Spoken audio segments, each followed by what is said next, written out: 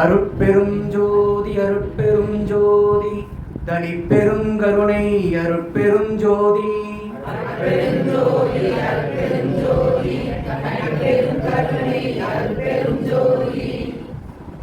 ஆன்மநேய ஒருமைப்பாட்டுரிமையுடைய சகோதர சகோதரிகள் அனைவருக்கும் எனது மனமார்ந்த மாலை வணக்கங்கள்.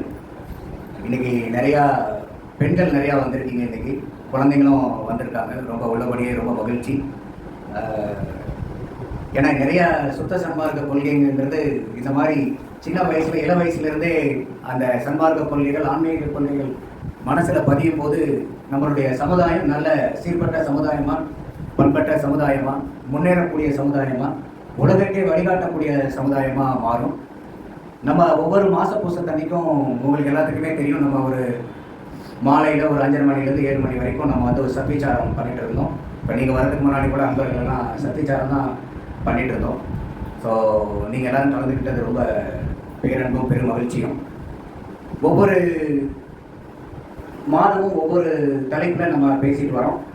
அது அப்பா ஏற்கனவே இருக்கும்போது அது செஞ்சுக்கிட்டு இருந்தாங்க. இப்போ அப்பா மறைஞ்சதுக்கப்புறம் கடந்த 3 மாதமாக நம்ம அதை தொடர்ந்து செய்கிறோம். அப்பா இல்லாதனால இது வந்து பிரேக் ஆகிடக்கூடாது. நம்ம எல்லாருமே அப்பாவுடைய மாநாட்கள் தான். அப்போ அவர் சொல்லிக் கொடுத்த பாடங்கள் எல்லாம் நமக்கு இருக்குது. அப்புறம் நம்மளும் படிக்க படிக்க நமக்கும் விளக்கம் வரும். நமக்கும் ஒவ்வொருத்தர் இப்போ பேசும்போதே வந்து பார்த்தீங்கன்னாக்கா, ஐயாலாம் எப்போ வந்தாலும் ஒரு வாரத்தை கூட அவர் பேசி நான் கேட்டதே இல்லை. இன்னைக்கு வந்து நான் ஸ்டாப்பாக ரயில் இன்ஜின் மாதிரி அது பாட்டு போயிட்டே இருந்துச்சு. அப்போ ஒவ்வொருத்தர்கிட்டையும் எந்த அளவுக்கு வந்து அந்த எண்ணங்களும் ஆற்றலும் ஊக்கமும் இருக்குதுங்கிறத ஒவ்வொருத்தர் அதை பேச ஆரம்பிச்சாதான் தெரியுது. நிறைய பேர் வந்து அவங்க தங்களை யாரும் காமிச்சிக்கிறது இல்லை. அம்மா அவங்க அடிக்கடி பேசுவாங்க, அதனால நமக்கு தெரியும். இன்னைக்கு ஐயாவும் எல்லாருமே பேசினாங்க, ரொம்ப மகிழ்ச்சியாக இருந்துச்சு. ஸோ போன தடவைக்கு முதல் தடவை வந்து நம்ம வள்ளலாருடைய சுத்த சன்மார்க்கம்னா என்ன, அதனுடைய கொள்கைகள் என்னங்கிறத பற்றி மாதத்தில் பேசியிருப்போம். ஏன்னா ஸ்டெப் பை ஸ்டெப்பாக நம்ம போனால் தான் நம்மளுடைய தொடர்ச்சியாக நம்மளுடைய நிகழ்ச்சியில் பங்கேற்கிறவங்களுக்கு பயனாக இருக்கும்னு சொல்லிட்டு, அடுத்தது பார்க்கும்போது நம்ம ஒழுக்கங்கள் என்னென்ன, வள்ளலார் சொல்லக்கூடிய ஒழுக்கங்கள் என்ன. அப்போ சன்மார்க்கத்தில் நம்ம எல்லாருமே வந்து இன்னைக்கு ஒரு மாணவர்களாக தான் உள்ளார வரோம். அப்போ அந்த மாணவர்களாக இருக்கும்போது நம்ம உள்ளார வரும்போது ஒரு எல்கேஜி ஸ்டூடெண்ட் தான் நம்மலாம். அப்போ இந்த எல்கேஜியில் சேர்ந்து இந்த எல்கேஜியில் இருந்து நம்ம எப்படி வந்து ஒரு பட்டப்படிப்பையோ இல்லை வந்து முதுகலை படிப்போ சன்மார்க்கத்தில் படிக்கிறதுக்கு உண்டான வாய்ப்புகள் என்னென்ன இருக்குதுங்கிறத பார்க்கும்போது நமக்கு தொடர் படிநிலைங்கிறது போய்கிட்டே இருக்கும். ஆரம்ப புள்ளிங்கிறது வந்து அந்த ஒழுக்கங்கள். வள்ளலாரே சொல்கிறாரு, நம்ம வந்து இந்திரிய ஒழுக்கம், கரண ஒழுக்கம், ஜீவ ஒழுக்கம், ஆன்ம ஒழுக்கம். அப்போ நம்ம இந்த சன்மார்க்கத்துக்கு குறிப்பாக சுத்த சன்மார்க்கத்தில் நம்ம வந்து பயணிக்கிறதுடைய நோக்கமே அந்த பேரின்ப லாபத்தை அடையணும், அந்த ஆன்மாவுடைய நற்கதி அடையணும், நம்ம இறைவனை போய் அடையணும் போது நமக்கு அந்த ஒழுக்கங்கள் தான் நம்முடைய கூட்டி செல்லக்கூடிய வழி. ஸோ இதை வந்து நம்ம போன மாதம் பார்த்துருந்தோம். இந்த மாதம் நம்ம பார்க்க இருக்கிற சப்ஜெக்ட் வந்து பார்த்தீங்கன்னா நித்திய கர்ம விதிகள். அப்போ நித்திய கர்ம விதிகள்ங்கிறது என்னன்னா, நித்தியம்னாவே தினந்தோறும் அடிக்கடி. அப்போ நம்ம ஒரு சன்மார்க்கத்தில் இருக்கிறவங்க மட்டும் இல்லை. இது வரலாறு எழுதும் போது அவர் இந்த 6ஆம் திருமுறைக்கு வர்றதுக்கு முன்னாடி இந்த நித்திய கர்ம விதிகளை வந்து அவர் எழுதுறார். இந்த நித்திய கர்ம விதிகள் அவருடைய தலைப்பை பார்த்தீங்கன்னா நித்திய ஒழுக்கம் என்ன உலகியல் தான் எழுதுறாரு. அப்போ இது வந்து சன்மார்க்கத்தில் இருக்கிறவங்களுக்கு மட்டும் இல்லை, இன்னைக்கு உலகத்தில் உயிர் வாழ்ந்துகிட்டு இருக்கக்கூடிய ஒவ்வொரு மனிதனுக்கும், அது ஆணாக இருந்தாலும் பெண்ணாக இருந்தாலும் யாராக இருந்தாலும், அவங்க எந்த மாதிரி ஒரு நாளைக்கு காலையில் எந்திரிக்கிறதுலேருந்து நைட்டு தூங்க போகிறதுலேருந்து என்னென்ன எப்பப்போ எப்படி எப்படி செய்யணும், இதில் சாப்பாடு முதல் கொண்டு பல்லு விளக்குறதுலேருந்து தூங்குறதுலேருந்து எப்படி படுக்கணுங்கிறது முதல் கொண்டு எப்படி வந்து ஒரு தாம்பத்தியத்தில் எப்படி இருக்கணும், உணவுகள் எந்த மாதிரி உணவுகளை சேர்க்கணும், எந்த மாதிரி உணவுகளை வந்து சேர்க்கக்கூடாது, தண்ணி எப்படி குடிக்கணும், எந்த மாதிரி தண்ணி குடிக்கக்கூடாது, இப்போ கீரைகள் இருக்குது அதில் எல்லா கீரையும் சாப்பிடலாமா, இல்லை எல்லா காய்கறிகளும் இருக்குது எல்லா காய்கறிகளையும் சாப்பிடலாமா. பத்தாக்குறைக்கு இப்போ எல்லாமே நம்ம வீட்டில் வந்து பார்த்தீங்கன்னா ரெஃப்ரிஜிரேட்டர் வச்சுருக்கோம். நம்ம வந்து நம்மளோட என்ன என்னன்னா, ஐயோ மிச்சமாகிடக்கூடாது, வேஸ்ட் ஆகிடக்கூடாதுன்னு சொல்லிட்டு ஒரு குழம்பு நல்லா இருந்துச்சுன்னா நிறையா வச்சு அதே குழம்பு 3 நாள் இல்லைன்னா ஃப்ரிட்ஜில் வச்சு எடுத்து சாப்பிட்றோம். நம்ம அதெல்லாம் அந்த மாதிரி செய்யலாமா, பண்ணலாமா, பழைய கறிகளை வந்து சாப்பிடலாமா.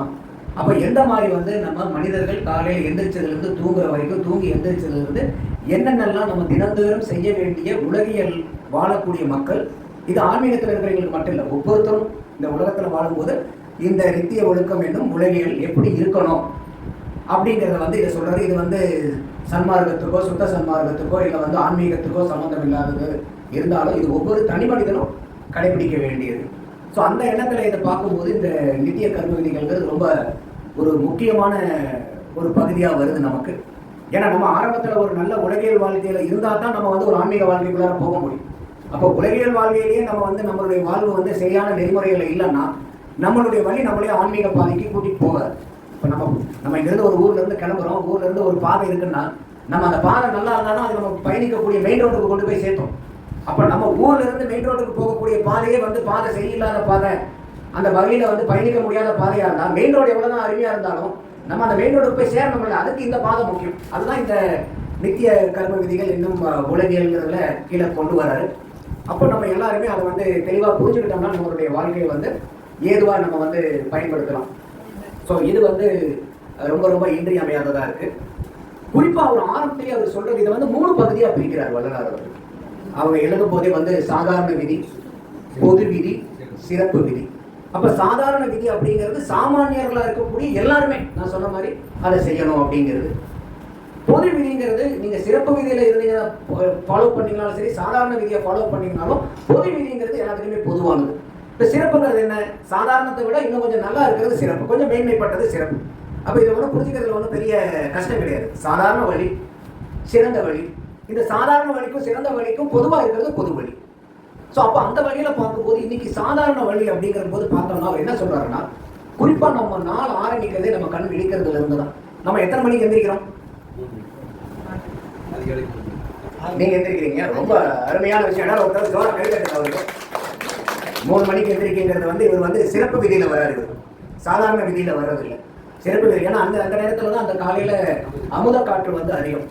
அதை தான் அந்த காலத்துல இப்ப கூட வந்து ஒரு கோயில வழிபாடு நடக்குது, பூஜை நடக்குதுன்னா கூட அதிகாலை பூஜையில வந்து அது வைப்பாங்க, பிரம்ம முகூர்த்தம் அப்படின்னு சொல்லுவாங்க. அது பிரம்ம முகூர்த்தம்ங்கிறது என்னன்னா அந்த நேரத்துல நமக்கு சுற்றி இருக்கக்கூடிய இந்த பிரபஞ்சத்துல இருக்கக்கூடிய காற்றினுடைய தன்மை பரிசுத்தமான காற்றா இருக்கும். ஏன்னா இதிலே காற்றிலே வந்து விஷக்காற்றும் இருக்கு, அமுத காற்றும் இருக்கு. இப்ப நம்ம எந்திரிக்கிற நேரத்துலலாம் ஒரு சூரிய வெளிச்சத்துக்கு வந்ததுக்கு அப்புறம் வந்து பாத்தீங்கன்னா அதுல காற்றுல வந்து நச்சுத்தன்மை கலந்துரும். அப்ப நீங்க வாங்கக்கூடிய மூச்சை விட விடிய காலையில் அந்த 3 to 5 மணிக்கு எந்திரிச்சு நீங்க சுவாசக்கூடிய அந்த சுத்தமான அமுத காற்று உடம்புல உங்களுக்கு எந்த விதமான நச்சுத்தன்மை இருந்தாலும் அதை சரி செய்யறதோட மட்டும் இல்லாம அந்த பிரம்ம முகூர்த்தத்துல எந்திரிச்சு நீங்க உட்கார்ந்து இருக்கும் போது வள்ளலார் ஐயாவே என்ன சொல்றாருன்னா, உங்களுக்கு தோன்றாத சிந்தனைகள் எல்லாம் தோன்றும், கேட்க எண்ணாத கேள்விகள் எல்லாம் உங்க மனத்துல தோணும். அப்ப கேள்வி தோன்றுதுனாவே என்ன அர்த்தம்? கேள்வி தோணுச்சுன்னா என்ன ஆகும்? பதில் கிடைக்கும் இல்லையா?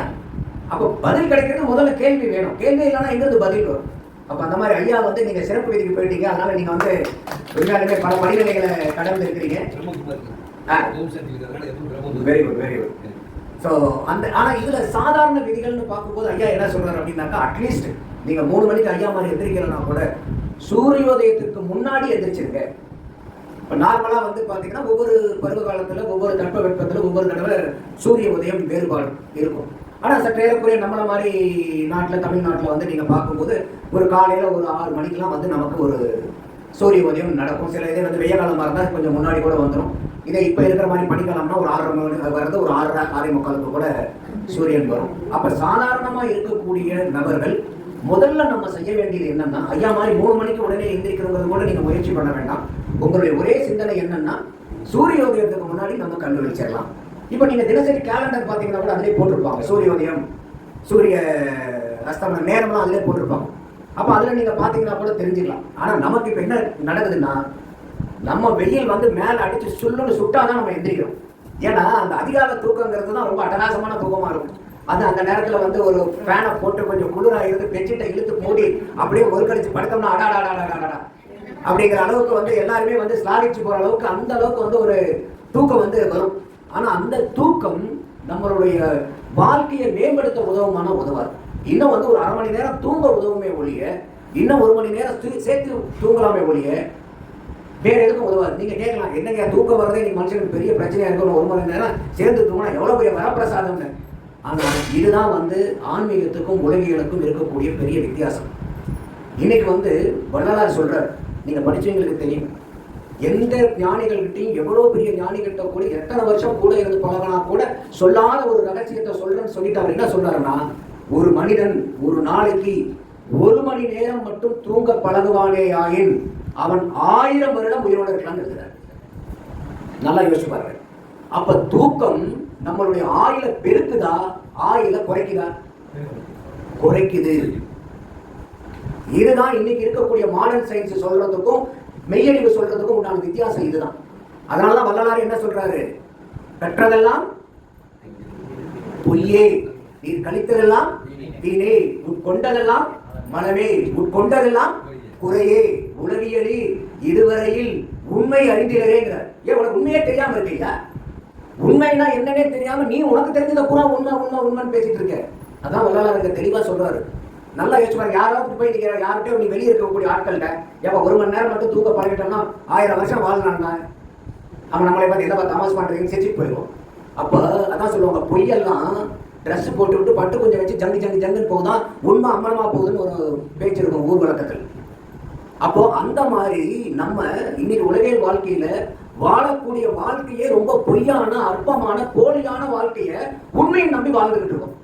அதுதான் ஐயா கூட சொல்லிக்கிட்டு இருந்தாரு.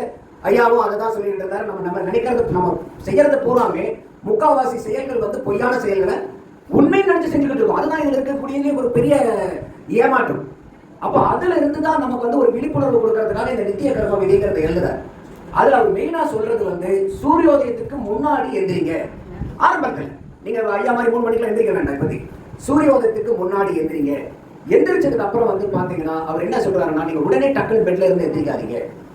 கீழே படுத்திருந்தாலும் சரி, எப்படி படுத்தாலும் உடனே எந்திரிக்காதீங்க. ஏன்னா நீங்க ஒரு படுத்திருக்கும் போது உங்களுடைய ரத்த ஓட்டங்கள், உங்களுடைய நாளங்கள், மீதி நரம்புகள் எல்லாமே அது ஒரு நிலைப்பாட்டில் இருக்கும். சில பேர் எந்திரிச்ச உடனே பாத்தீங்கன்னா நடந்தீங்கன்னா ஒரு மாதிரியா டக்குன்னு ஒரு தள்ளாடுற மாதிரி இருக்கும். இன்னும் குறிப்பா வயது வந்தவர்களுக்கு, வயதானவர்களுக்கு அது ரொம்பவே அதிகமா இருக்கும். அப்போ என்ன சொல்றாங்கன்னா, எந்திரிச்ச உடனே கொஞ்ச நேரம் அப்படியே நீங்க எங்க இருக்கு எந்திரிக்கிறீங்களோ அந்த இடத்துல கொஞ்சம் கண்ணை மூடி உட்கார்ந்து இறை சிந்தனையோட இறைவனுக்கு நன்றி தெரிவிங்க. ஏன்னா ஒவ்வொரு நாளும் நமக்கு புதிய நாட்கள். இனிமேல் நம்ம இருக்கக்கூடிய நாட்களுக்கு பூரா எது முதல் நாள்? நமக்கு எஞ்சி இருக்கக்கூடிய வாழ்க்கைக்கு எது முதல் நாள்? இன்னைக்கு தான் முதல் நாள். நாளைக்கு காலையில நீங்க எந்திரிக்கும் போது உங்களுக்கு எஞ்சி இருக்கக்கூடிய நாட்களுக்கு நாளைக்கு தான் முதல் நாள். அப்போ ஒவ்வொரு நாளும் நீங்க எந்திரிக்கும் போது நீங்க புது மனிதனா எந்திரிக்கிறீங்க. இப்ப நம்ம குடும்பத்துல ஒரு புதுசா ஒரு குழந்தை பிறந்து உள்ளார வந்து எவ்வளவு சந்தோஷப்படுறோம். இன்னைக்கு எத்தனையோ குழந்தைகள் இருக்கு இல்லையா? இந்த ஒவ்வொரு நம்மளும் குழந்தையா தான். அப்போ ஒவ்வொரு குழந்தையும் நம்ம குடும்பத்துக்கும் வாழ்க்கைக்கும் வரும்போது அந்த முதல் நாள் பெற்றோர்களுக்கு மட்டுமா சந்தோஷப்படுறாங்க? அந்த குடும்பமே ஒட்டுமொத்தமா அடாடா நம்ம குடும்பத்துக்கு ஒரு உறுப்பினர் வந்திருக்காங்க எவ்வளவு கொண்டாடணும். அந்த மாதிரி அது பிறந்த நாள், குழந்தை பிறந்த அன்னைக்கு மட்டும் இல்லை, ஒவ்வொரு நாளும் நம்ம தூக்கத்திலிருந்து கண்விழிக்கும் போதும் மீதி இருக்கக்கூடிய எஞ்சிய நம் வாழ்நாளுக்கு அன்னைக்குதான் நம்ம பிறந்த நாள். அந்த உணர்வோட, அந்த தெளிவோட, அந்த சிந்தனையோட இறைவனுக்கு நன்றி தெரிவிச்சு அப்புறம் நீங்க இது 1 நிமிஷம் 2 நிமிஷம் அவ்வளவுதான். சற்று அடுத்தது என்ன சொல்றாருன்னாக்கா, நம்ம ஊர்ல இப்ப இந்த வெத்தலை பாக்கு போடுற பழக்கம்லாம் இருக்கும். சில நேரத்துல வந்து அது கெட்ட பழக்கம் கூட சொல்லுவாங்க. ஏன்னா அது இல்லாம இருக்க முடியாதுங்கிற ஆளுங்களுக்கு கெட்ட பழக்கம். இப்ப டீ கூட குடிக்கிறாங்க. இப்ப சில பேர் ஐயா கூட மது அருந்ததை பத்தி கூட பேசிட்டு இருந்தாரு. சில பேருக்கு மது அருந்தாம இருக்க முடியாது, மதுக்கு அடிமையாயிட்டோம்னு சொல்றோம். சில பேருக்கு டீ குடிக்காம இருக்க முடியாது, அது டீக்கு அடிமையாகிறது தானே. மதுக்கு அடிமையாகிற மாதிரியே ஒரு மனிதன் எதற்கு அடிமையானாலும் அது கெட்ட பழக்கம் தான். அப்ப அந்த மாதிரி அடிமையாக வேணாம். காலையில என்ன சொல்றாருன்னாக்கா வள்ளலார் அவர்கள், நீங்க காலையில எந்திரிச்ச உடனே களிப்பாக்கு, வெற்றலை, சுண்ணாம்பு, அது கூட வந்து அதாவது அந்த தாம்பூலத்தோங்கிறது வந்து ஏலம், கிராம்பு, பச்சை கற்பூரம், ஜாதிக்காய், வாழ்மிளகு, இந்த 5 வந்து பாத்தீங்கன்னாக்கா நமக்கு வந்து அந்த தாம்பூலத்தோட சேர்த்து பஞ்சதாம்பூலம்னு சொல்லுவாங்க. இது இந்த 5 பொருள் இதை சேர்த்தும் போது அவர் என்ன சொல்றாருன்னா, இந்த வெத்தலை பாக்கு, சுண்ணாம்பு வந்து 3 வேளையும் அவர் ரெக்கமெண்ட் பண்றாரு வள்ளலார். ஆனா காலையில களிப்பாக்கு மிகுதியா இருக்கணுங்கிறார். காலையில களிப்பாக்கு மிகுதியா இருக்கணும், வெத்தலையும் சுண்ணாமும் குறைவா இருக்கணும். அப்ப அந்த களிப்பாக்குடைய தன்மை என்னன்னா, இந்த வாயில் இருக்கக்கூடிய கிருமிகளையும் வாயில் இருக்கக்கூடிய ஆரோக்கியத்தை, ஏன்னா இதுலதான் வந்து உங்களுக்கு வாயில இருந்துதான் உங்களுடைய செரிமானமே ஆரம்பிக்கும். அப்ப நம்ம உண்ணக்கூடிய உணவு எதா இருந்தாலும், பதார்த்தம் எதா இருந்தாலும் உங்க உடம்புக்குள்ள போய் சரியாகணும்னா உங்களுக்கு இந்த வாயினுடைய ஆரோக்கியம் ரொம்ப ரொம்ப முக்கியம். அப்ப அந்த வாயினுடைய ஆரோக்கியத்தை பேணி காக்கிறதுல களிப்பாக்குக்கு பெரிய பங்காற்றுதல் இருக்கு, உடம்பை சரி பண்றதுல பங்காற்றுதல் இருக்கு. அப்ப காலையில பண்ணும்போது களிப்பாக்கு கூடுதலா இருக்கணும். இதே மதியானம் சொல்றாரு. மதியானம் சொல்லும் போது என்ன சொல்றாருனாக்கா, உங்களுக்கு சுண்ணாம்பு ஜாஸ்தி இருக்கணும். இதே மாதிரி நீங்க போட்டு மற்றதை விட சுண்ணாம்பு கொஞ்சம் கூடுதலா எடுத்துருங்க. நைட்டு போடும்போது களிப்பாக்கும் சுண்ணாம்பும் கம்மியா இருக்கணும், வெத்தலை அதிகமா இருக்கணும். அப்ப இதுல எந்த அளவுக்கு வந்து இந்த விஞ்ஞானத்தை வந்து உள்ளார கொண்டு வர இருப்பாரு. இதை நீங்க போய் தனித்தனியா நீங்க நெட்ல போய் பார்த்து களிப்பாக்கு, நீங்க வெற்றிலை, சுண்ணாம்புக்கு உண்டான தன்மைகள், அதனுடைய பலன்கள், உடம்புக்கு என்னன்னா சித்த மருத்துவத்துல அத்தனை எழுதி வச்சிருக்காங்க. பக்கம் பக்கமா இருக்கு. ஐயா அவர்கள் நமக்கு ரொம்ப எளிமையா கொடுக்குறாரு. அப்ப வெத்தலை பாக்குங்கிறது எப்பயும் போடுற மாதிரி, வாங்கி ருசியா இருக்கிறதுக்காக எப்பயும் போடுற மாதிரி ஒரே ஃபார்முலா இல்லை. காலையில எது அதிகமா இருக்கணும்? களிப்பாக்கு அதிகமா இருக்கணும். மதியானம் எது அதிகமா இருக்கணும்? சுண்ணாம்பு. இரவுல வெற்றிலை. அப்ப அந்த சொல்லும் போது கூட என்ன சொல்றாருன்னா, அது நீங்க போட்ட உடனே உங்களுக்கு உமிழ் சுரக்க ஆரம்பிக்கும். அப்ப முதல்ல வரக்கூடிய அந்த ஜலத்தை, உமிழ், அந்த எச்சைய துப்பிடுங்க. அந்த எச்சையை நீங்க முழுங்காதீங்க. ஏன்னா ஆரம்பத்துல வந்து அந்த கிருமிகள் சாப்பிட்டு சேர்ந்து அந்த ஊத்த வாயின்னு சொல்லும் வரைய ஊத்த வாய் வச்சு சும்மா இருந்தாங்க. ஏதோ ஒன்று அபசகுணமா பேசினா கூட ஊத்த வாய் வச்சு சும்மா இருந்தோம். அப்ப அந்த வாயில் இருக்கக்கூடியதான் ஊத்தம். அந்த ஊத்தையை எடுக்கிறதுக்கு அந்த முதல்ல அந்த வர ஜலத்தை வெளியே தள்ளிடுங்க. அதுக்கப்புறம் ஜலம் வரும் பாருங்க, நீங்க இந்த மெல்ல மெல்ல அந்த ஜலத்தை நீங்க உள்ளார குடிச்சுக்கிட்டே இருங்க. கடைசீட்டில் அந்த வெத்தலை மென்னி பிடிச்சதுக்கு அப்புறம் அந்த திப்பிகள் இருக்கும், அந்த வெத்தலை சக்கை இருக்குது பாருங்க, அதை நீங்க முழுங்க வேண்டாம், அதை துப்பிடுங்க. அப்போ ஒரு வெத்தலை களிப்பாக்கு சுண்ணாம்பு போடுறதுல இவர் உடல் நலத்தை எவ்வளவு தூரம் கொண்டு வந்து வைக்கிறார் பாருங்க. அதனாலதான் வந்து பாத்தீங்கன்னா அந்த காலத்து பெரியம்மாக்களோ முதியவர்களோ இன்னைக்கு நீங்க போய் கிராமத்துல பாத்தீங்கன்னா அவங்க வெத்தலை பாக்கு இல்லாம இருக்க மாட்டாங்க. அவங்களுக்கு இருக்கிற ஆரோக்கியம் இன்னைக்கு நமக்கு கிடையாது. அப்ப அந்த வெத்தலை பாக்கு சுண்ணாம்புல எந்த அளவுக்கு ஆரோக்கியம் இருக்குதுன்னு பாத்துக்கணும். இது உலகியல் வாழ்க்கைக்காக தான் சொல்றேன். அதுக்கப்புறம் வந்து பாத்தீங்கன்னா இந்த மாதிரி முடிச்சதுக்கு அப்புறம் உங்களுடைய ஆளும் வேலும் பல்லுக்கு உறுதி. அப்போ உங்களுக்கு வேப்பங்குச்சி கிடைச்சாலும் சரி, ஆலங்குச்சி கிடைச்சாலும் சரி, அதை நீங்க எடுத்து சுத்தமா பல் தேய்ங்க. எங்கேயும் வந்து பேஸ்ட் போடுங்கலாம் சொல்லல, பிரஷ் போடுங்க சொல்ல, ஆளும் வேலும் தான். இப்போ எனக்கே வந்து பார்த்தீங்கன்னா என்னுடைய பர்சனல் அனுபவமே என்னன்னு கேட்டிங்கன்னா, நம்ம பேஸ்ட் ப்ரஷ், ரொம்ப high cost brush, high cost paste எல்லாம் போடும்போது எனக்கு பல்ல ஆடிக்கிட்டு இருந்துச்சு. இத்தனைக்கு சில நேரம் காலையிலையும் வளர்க்கும், நைட்டும் வளர்க்கும். இப்போ இதையெல்லாம் கொண்டு வரது என்னன்னா, இந்த பேஸ்ட் சேல்ஸ் அதிகம் பண்ணுறதுக்கு, ப்ரஷ் சேல்ஸ் அதிகம் பண்ணுறதுக்காக. சில பேருக்கு பார்த்தீங்கன்னா அந்த பேஸ்ட் போடும்போது வாங்கி போடும்போது சில பேருக்கு வந்துடும். அதுக்கப்புறம் இந்த மாதிரி பண்ணும்போது எனக்கு என்ன தெளிவாச்சுனாக்க, சரி இதெல்லாம் வேண்டாம், நம்ம வெறும் கையில் மட்டும் நம்ம வந்து தேய்ச்சி கொடுக்கும். ஏன்னா அதே தான் இன்னைக்கு என்ன சொல்றாங்க, விளம்பரத்தில் போடும்போது நீங்க பல் நல்லா கொடுக்கறதுக்கு அப்புறம் உங்க ஈறுகளை மெல்ல மெல்ல தேய்த்து கொடுங்கள். ஏன்னா அப்புறம் இதுக்கு பேஸ்டும் ப்ரஷும். அப்போ மேட்ரு எங்க இருக்குது, அந்த எவருடைய தரத்தை, தன்மையை வச்சு, அதனுடைய திடகாத்திரத்தை வச்சுதான் உங்களுடைய பல்லுனுடைய சக்தி. பல்லுக்குன்னு தனியா இல்லை, எவருக்கு வரணும். அப்போ அந்த கையை வச்சு நான் அதுக்கப்புறம் வந்து பார்த்தீங்கன்னா எனக்கு வருஷ கணக்காச்சு. நான் வெறும் பல்லில் மட்டும்தான் வாய் தொடச்சி கப்பளிச்சு அந்த தந்தி சுத்தம் செய்யறது. அப்போ இன்னைக்கு எனக்கு ஆடிட்டு இருந்த பல்லு நின்று போச்சு, பல்லு ஆடுறதில்லை. அப்போ இதில் எவ்வளோ பெரிய உண்மை இருக்கு பாருங்க, ஒரு சாதாரண பல்லு விளக்குறது. அப்போ இந்த வேப்பங்குச்சி ஆலங்குச்சி கிடைச்சா, அந்த வேப்பங்குச்சிலாம் நீங்கள் அதுவும் கொஞ்சம் இளங்குச்சியாக இருந்தால் வச்சிங்கன்னா நல்ல சாறு வரும். அப்போ அந்த வேப்பஞ்சாறு உள்ளார வரும்போது அந்த கிருமிகளுடைய சுத்தம் பண்ணுறது அந்த அளவுக்கு வந்து உங்களுக்கு பவர்ஃபுல்லாக இருக்கும். அப்போ இந்த மாதிரி நீங்கள் சுத்தம் பண்ணுங்க வாய்க்கு பிடிக்கிறது. அடுத்தது வந்து பார்த்தீங்கன்னாக்கா உங்களுக்கு கரிசலாங்கண்ணி தூள். அந்த கரிசலாங்கண்ணி தூள் இருந்துச்சுன்னா அதுக்கப்புறம் நீங்கள் அதை வச்சு வாயில் வச்சு தேய்க்கும் போது அந்த சாரம் உள்ளார போகிற அளவுக்கு தேய்ங்க. அப்போ அந்த கரிசலாங்கண்ணிங்கிறது வந்து ரொம்ப ரொம்ப வலியுறுத்தி சொல்கிறார் வள்ளலார். கொற்றலை கையாந்த கீரையும் கரிசலாங்கண்ணி கீரையும் அவ்வளோ வலியுறுத்தி சொல்கிறார். தூதுவளை இந்த மாதிரி விஷயங்கள் எல்லாத்தையுமே சொல்கிறார். ஆனால் அந்த காலையில் பல்லு விளக்குறதுக்கு கரிசலாங்கண்ணி சூரணத்தில் நீங்கள் அதை பொடி பண்ணி வச்சுக்கிட்டு நல்லபடியாக நீங்கள் தேய்ச்சி அந்த சாரம் உள்ளார போகிற அளவுக்கு பண்ணினீங்கன்னாவே உங்களுடைய நாள் ஆரம்பமே அட்டகாசமான ஆரோக்கியத்தில் ஆரம்பிக்கும். அப்போ இந்த காலையில் எந்திரிச்சு இந்த பல்லு விளக்குறதுக்குள்ள எத்தனை சமாச்சாரங்கள் வந்துருக்கு பாருங்க. அதுக்கப்புறம் வந்து நமக்கு கண்ணு, காது, மூக்கு, செவி இதில் இருக்கக்கூடிய அழுக்கையெல்லாம் அதே மாதிரி ஒரு நல்ல சூடான துண்டை வச்சு தொடச்சிக்கணும். நமக்கு இது அந்த அளவுக்கு இல்லை. இப்போ நம்ம ஃப்ளைட்லலாம் நீங்கள் போனீங்கன்னா உங்களுக்கு வந்து வெட்டவல், ஹாட் வெட்டவல் கொடுப்பாங்க. அந்த ஹாட் வெட்டவலை எடுத்து நீங்கள் வந்து மூஞ்சியை துடைச்சிங்கன்னா, கையில் நீங்கள் அந்த மூஞ்சியில் தண்ணி போட்டு கலந்துக்கிறத விட அந்த ஹாட் வெட்டவலை துடைக்கும் போது அவ்வளோ ரெஃப்ரெஷிங்காக இருக்கும், ரொம்ப ரொம்ப ரெஃப்ரெஷிங்காக இருக்கும். ஆனால் இன்னைக்கு அந்த அளவுக்கு இல்லாமல் போயிடுச்சு. ஸோ அந்த அளவுக்கு உங்களால் துடைச்சிக்க முடியலன்னா கூட நம்ம என்ன பண்ணலாம்னா, நம்ம குளிச்சுக்கலாம் காலையில். அந்த குளிக்கிறதுக்குள்ள அவர் என்ன சொல்றாருனாக்கா, நீங்க இளம் வெந்நீர்ல குளிங்கன்றார், பச்சை தண்ணியில குளிக்காதீங்க, இளம் வெந்நீர்ல நீங்க குளிக்கணும். அப்ப இது வந்து காலையில இருந்து வந்து உங்களுக்கு அவர் சொல்லக்கூடிய அந்த விஷயங்களை சொல்றாரு. இந்த குளிக்கிறதுக்கு முன்னாடி இன்னொன்று முக்கியமானது என்னன்னா, இந்த மழை ஜலம் கழிக்கிறது. ஏன்னா இன்னைக்கு வந்து சில பேர்த்துக்கு வந்து உலகத்திலேயே பெரிய நிம்மதி எது, பெரிய அச்சீவ்மெண்ட் எதுனா, நான் வந்து 100 கோடி ரூபாய் சம்பாதிக்கணும், 1000 கோடி ரூபாய் சம்பாதிக்கணும். ஆனா சரியா மழை ஜலம் கழிக்க முடியாதவங்களுக்கு பாத்தீங்கன்னா, அந்த அன்னைக்கு நல்லபடியா அவங்களால மழை ஜலம் கழிக்க முடிச்சிச்சுன்னா வாழ்க்கையவே நான் ஜெயிச்சிட்டாங்கிற அளவுக்கு அவங்களுக்கு ஒரு திருப்தி வரும். உண்டா இல்லைங்களா? எல்லாருமே சில காலகட்டத்தில் அனுபவிச்சிருக்கோம் இது, வயசு வித்தியாசம் இல்லாம. அப்ப அந்த மழை ஜலம் கழிக்கிறது ஒரு மனிதனுடைய ரொம்ப ரொம்ப முக்கியமான. அதனாலதான் அவங்க என்ன சொல்லுவாங்க, காலை கடன். கடனாவே என்ன, நீங்க தீர்க்க வேண்டியது ஒண்ணு, கடனை நீங்க வச்சிருக்க முடியாது. கரெக்டா இல்லையா? அப்ப அந்த மாதிரி நம்ம உடம்புல சாப்பிட்டதனுடைய வேஸ்ட் பார்ட்டிகல், அது நம்ம உணவா சாப்பிட்டது வேற ஏதாவது சாப்பிட்டாலும் அது வந்து நமக்கு உடல்ல தங்கி இருக்கும். அப்போ அதை நீங்க உங்களுடைய வேஸ்ட், நமக்கு வேஸ்ட் எப்படி வருது, நமக்கு ஒன்னா வியர்வையா வரும், இல்லைன்னா வந்து நமக்கு மலமா வரும், இல்லைன்னா சிறுநீரா கழியும், இல்லைன்னா வந்து வாந்தியா வரும். ஸோ இந்த மாதிரி நம்ம உடம்புக்கு தேவையில்லாத பொருட்களை உடம்பு வச்சிருக்கவே வச்சிருக்காது. அந்த உடம்பு செய்யும் அதை. ஆனா நம்ம என்ன பண்ணுவோம், அந்த உடம்பு உங்களுக்கு அழுத்தம் கொடுக்கும்போது காலையில சுகமா இழுத்து போத்தி படுத்து நல்லா அந்த குளிர்ல போத்திக்க முடியுதா, இருங்க ஒரு 1/2 மணி நேரம் கழிச்சு பாத்ரூம் போயிடலாம். இல்லைன்னா வந்து சிறுநீர் கழிக்கிற மாதிரி இருக்கும், சீரியல் ஓடிட்டு இருக்கும். ஐயா சீரியலை பத்தி கூட சொல்லிட்டு இருந்தாரு, எப்படா சீரியல் நிறுத்தி போறது. இப்பெல்லாம் ஓடிடியில் பாக்குறீங்களா, அந்த கூட ஸ்டில் போட்டு போயிடுறாங்க. டிவியில பாக்குறதுனால ஸ்டில்லும் போட முடியாது. இது இப்ப ஐயா பெண்கள் மட்டும் தான் சீரியல் பாக்குறாங்க. இல்ல இப்ப ஆண்களும் நிறைய சீரியல் பார்க்க ஆரம்பிச்சிட்டோம். அந்த அளவுக்குலாம் இன்னைக்கு, அந்த காலத்துல பெண்கள் மட்டும் தான் சீரியல் பார்த்துட்டு இருந்தாங்க, காலங்கள்லாம் மலையேறி போச்சு. இன்னைக்கு எல்லா வீட்லயும் ஆண்களும் சீரியல் பாக்குறாங்க. அப்போ இந்த மழை ஜலத்தை எக்காரணத்துக்கு கொண்டு எப்பயுமே அடக்கக்கூடாதுங்கிற. அப்ப அதே மாதிரி நம்ம ஒரு பாத்ரூமுக்கு போகும்போது எத்தனை பேர், நான் செய்யறது இல்லை, நான் அந்த தவறை செஞ்சுக்கிட்டு இருக்கேன், எத்தனை பேர் வேற எந்த விதமான சிந்தனையும் இல்லாம பாத்ரூம்ல போய் நீங்க உட்காரும் போது உங்களுடைய சிந்தனைகள் பூரா மலத்தையும் ஜலத்தையும் முழுமையா கழிக்கிறதுல அந்த செயல்பாடு கூட ஒன்றிணைந்து இருக்கக்கூடியது எத்தனை நபர்கள்? நிறைய பேர் இல்லை. ஏன்னா சில பேர் அங்க போகும்போது பேப்பர் எடுத்துட்டு போவாங்க, சில பேர் இப்பெல்லாம் வந்து மொபைல் எடுத்துட்டு போயிடுறோம்.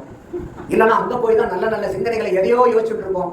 ஆபீஸ்க்கு போறோம், இதை சொல்றோம், நேற்று மாமனார் இப்படி சொன்னாரு, மாமியார் இப்படி சொன்னாரு, பையன் இந்த கேள்வியை கேட்டான், பொண்ணு இந்த கேள்வியை கேட்டா, என்ன சொல்றது, எப்படி இருக்குது, குடும்பம் இப்படி இருக்குது. நமக்கு சிந்தனை பூரா எங்க வருதுன்னா கக்கூசுக்கு போனதுக்கு அப்புறம் தான் சிந்தனையே வருது. நமக்கு பாத்ரூம் கக்கூசுக்கு போனா நமக்கு மலைச்சலம் வரணுமே ஒழிய, நம்ம மற்றதையெல்லாம் சிந்திச்சுட்டு இருந்தோம்னா மலைச்சலம் எங்கிருந்து வரும்? அப்ப எந்த ஒரு செயலை செய்யும் போதும் அந்த செயலோட நீங்க ஈடுபாட்டோட இருந்தீங்கன்னா அந்த செயலை நல்லா செய்ய முடியுமா? இல்ல ஒவ்வொரு விஷயத்தையும் செய்யும் போது நீங்க வேற எங்கேயாவது உங்க மனம் இருந்து, இப்ப நீங்க ஒரு படிக்கிறீங்க, நீங்க குழந்தைங்க வந்திருக்கீங்க, ஸ்டூடெண்ட்ஸா இருக்கீங்க, படிக்கிறீங்க, நீங்க படிக்கும் போது படிப்புல ஞாபகம் இல்லாம திடீர்னு நாளைக்கு என்ன ஸ்நாக்ஸ் சாப்பிடுறதுன்னு சிந்தனை வந்தா என்ன ஆகும்? எங்கேயோ போயிடும். அதான் ஐயா சொல்லிட்டு இருந்தாங்க, டிஸ்ட்ராக்ஷன் ஆயிடுது மனசு. நம்ம ஒண்ணு நோக்கி பயணிக்கும் போது வேற ஏதோ பார்த்து அதுல ஓடி போயிடும்.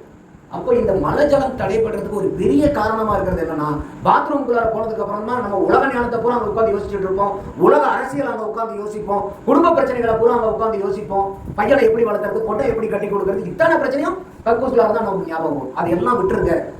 பாத்ரூம்குள்ளார போகும்போது வேற எதையுமே எடுத்துட்டு போகாதீங்க, எந்த விதமான வேறு சிந்தனையும் இருக்காதீங்க. அங்க போனா நீங்க ஒரே சங்கல்பத்தோட இருக்க வேண்டியது, எனக்கு நல்லபடியா மலம் போகணும், நல்லபடியா ஜலம் முழுசா கழியணும். என்ன காரணம்? அதெல்லாம் குப்பை, உடம்புல தேங்கி இருக்கக்கூடிய குப்பை. இப்ப நீங்க வீடு கூட்டுறீங்க, எல்லாருமே வீடு கூட்டும் போது பாதி குப்பையை விட்டுட்டு நீங்க வீதி கூட்டுறீங்களா? உங்க மனசாட்சி என்னைக்காவது ஒத்துருக்கா? பெண்களுக்கு என்னைக்காவது உங்களை அறியாம சரிப்பா ஒரு 4 குப்பை தான் இருந்து போகுது எங்கேயாவது விட்டுருக்கோமா அப்படி? ஏன்னா அது குப்பை. வீட்டுல இருக்கக்கூடிய குப்பையை கொஞ்சம் கூட மிச்சம் இல்லாம வெளியே தள்ளணும்னு தெரிஞ்ச நமக்கு, நம்ம உடம்புக்குள்ளார இருக்கக்கூடிய இந்த மலம் ஜலம்ங்கிற குப்பையை முழுசா வெளியே தள்ளணுங்கிற சிந்தனை ஏன் வரமாட்டேங்குது? இது நமக்கு அந்த விழிப்புணர்வு இல்லை. வல்லலார் தான் சொல்றாரு. அதே மாதிரி அங்க போய் எந்த சேஷ்டியும் பண்ணாம இருங்க, எந்த அவசரமும் வேண்டாம், வேற எந்த சேஷ்டியும் வேண்டாம். அங்க போய் நீங்க உட்கார்ந்து முழு நினைப்போட அதுலயே இருந்து பண்ணும்போது வந்துடும். சில நேரத்துல சில பேர்த்துக்கு அப்படி வராம கூட இருக்கலாம். அதுக்கும் உபாயத்தை வல்லலார் சொல்றாரு. என்ன சொல்றாரு? உங்களுக்கு மலம் சரியா கழிக்கலன்னு நினைக்கிறீங்களா, வந்து இடதுகை பக்கமா படுங்க, இடதுகை பக்கமா தலையை வச்சு படுத்துட்டு வலது நாசியில உங்களுக்கு மூச்சு வர மாதிரி நீங்க பண்ணுங்க. அப்போ இடது பக்கமா படுத்து வலது பக்கமா நாசியில நீங்க மூச்சு விடும்போது உங்களுக்கு அந்த மலம் தங்கி இருந்தா கூட அதை வெளியே தள்ளக்கூடிய ஆற்றல் உடம்பு உண்டு பண்ணி கொடுக்கும் உங்களுக்கு. அந்த மூச்சு பயிற்சி இடது பக்கம் படுத்துட்டு வலது நாசியில உங்களுக்கு சரியா வந்து யூரின் வரலன்னு நீங்க நினைக்கிறீங்க, இல்ல இன்னும் கொஞ்சம் இருக்கு ஆனா வரல அப்படிங்கிறது. அப்ப என்ன பண்ணா, நீங்க வலது பக்கம் படுத்து உங்க மூச்சு இடது நாசியில வர மாதிரி செய்யணும். அப்படி வரும்போது என்ன ஆகும்னா, ஆட்டோமேட்டிக்கா அந்த ஜலத்தை தள்ளி விட்டுரும். அதோட இன்னொரு உபாயத்தை என்ன சொல்றாருன்னா, நீங்க இப்ப மலம் கழிச்சிட்டு இருக்கும்போது உங்களுக்கு முழுசா வரணும்னா அவர் என்ன சொல்றாருன்னா, வலது கை இருக்கு பாருங்க, இந்த வலது கைய இடது பக்கத்தினுடைய அடி வயிறு இருக்கு பாருங்க, இந்த அடி வயிறை இப்படி தூக்கி அமுத்துற மாதிரி அந்த சவுண்ட் பாருங்க. இந்த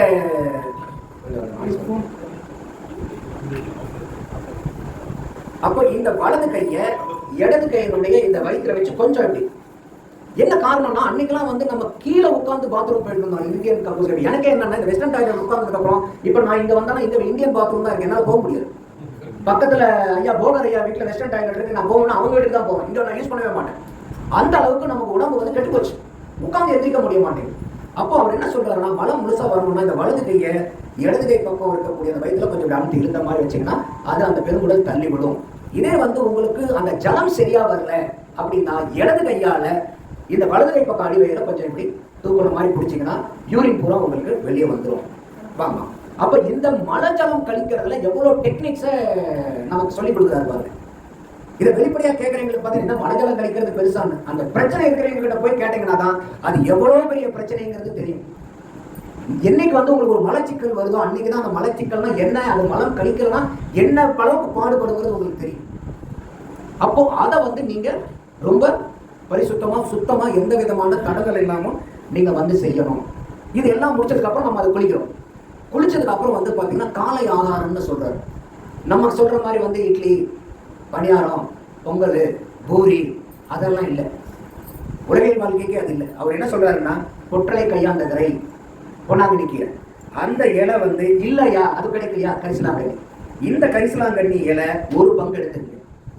நீங்க 4 இலை எடுத்துக்கிட்டீங்கன்னா அந்த 4 ஒரு பங்கு, 10 இலை எடுத்துக்கிட்டீங்கன்னா அந்த 10 ஒரு பங்கு. நீங்க எவ்வளவு எடுக்கிறீங்களோ அது ஒரு பங்கு. அதுல 1/4 பங்கு தூதுளை இலை, முசமுசக்கை, இந்த 2யும் 1/4 பங்கு. புரியுதா உங்களுக்கு? பொன்னாங்கண்ணி இல்லைன்னா கரிசலாங்கண்ணி எவ்வளவு எடுக்கிறீங்களோ அதுல 1/4 பங்கு முசமுசக்கையும் தூதுளை இலையும் சேர்த்துக்கீங்க. அடுத்தது சீரகம் 1/4 பங்கு.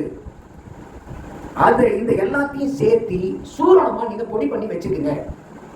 இது சில பேருக்கு வந்து நமக்கு செய்யறதுக்கு சிரமமா இருந்தா கூட இன்னைக்கு வந்து ஆயுர்வேத கடைகள்ல, நாட்டு மருந்து கடைகள் எல்லாம் இது ஈஸியா கிடைக்குது. இந்த சூரணங்கள்லாம் நீங்க அதெல்லாம் கூட வாங்கி வச்சுக்கலாம். இந்த சூரணத்தை என்ன பண்ணணுங்கிறாரா, ஒரு வராக எடைங்கிறார். ஒரு வராக எடைங்கிறது 4 கிராம். இப்ப நீங்க கையில இருந்து ஒரு புடி எடுத்தீங்கன்னா உங்களுக்கு வந்து அந்த 4 கிராம் வரும். அந்த 4 கிராம ஒரு சேர் ஜலத்தில் இட்டு, ஒரு சேர் அப்படிங்கிறது அளவு. இதெல்லாம் பண்டைய தமிழர்கள் பயன்படுத்திய அளவீட்டு முறை. வராகங்கிறது 4 கிராம். ஒரு சேருங்கிறது என்னன்னா 280 மில்லி. இந்த பால் 1/4 லிட்டர் வாங்குறீங்க பாருங்க, அந்த பால் லிட்டர் காலை விட 30 மில்லி ஜாஸ்தி. 280 மில்லி தான் அந்த ஒரு சேருங்கிறது. அப்போ இந்த ஒரு வராக நிலை இருக்கக்கூடிய இந்த சூரணத்தை 280 மில்லி இருக்கக்கூடிய சுத்தமான தண்ணீர்ல கலந்து அதே அளவுக்கு அதனுடன் ஒரு சேர் பசும்பால்.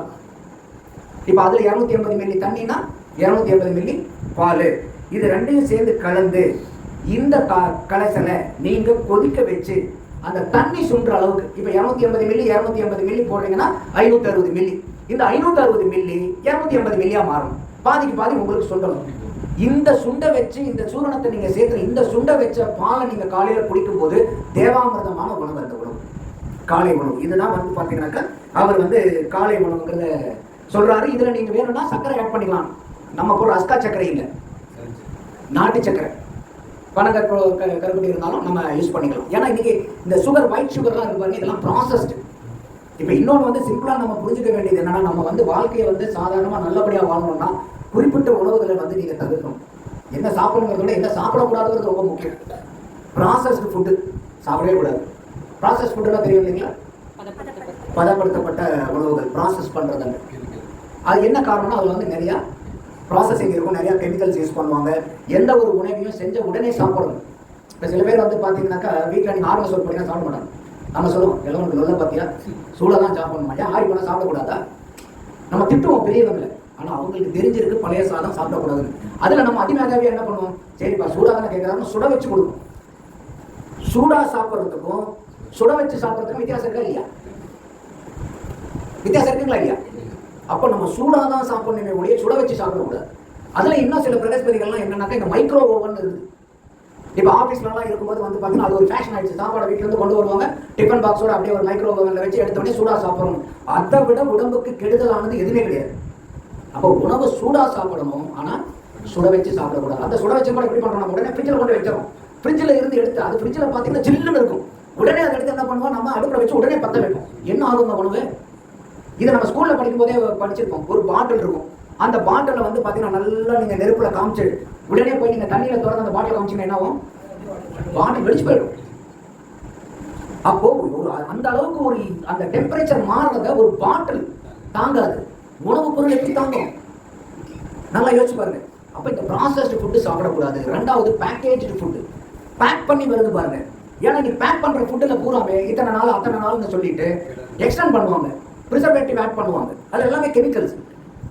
ஒரு நீங்க வீட்டில் செய்யக்கூடிய பொருள் ஒரு 12 மணி நேரத்தில் கெட்டு போகுதுன்னு வச்சுக்கங்க. அதே சட்னி கடையில் வாங்கினீங்கன்னா 2 நாள் நல்லா இருக்குன்னா என்ன மந்திரம் தந்திரம் தெரியுமா அவங்களுக்கு, ஹோட்டல்காரங்களுக்கு என்ன பண்றாங்க, அப்புறம் கெட்டு போகாமல் இருக்கிறதுக்கு அதில் கலப்பாங்க.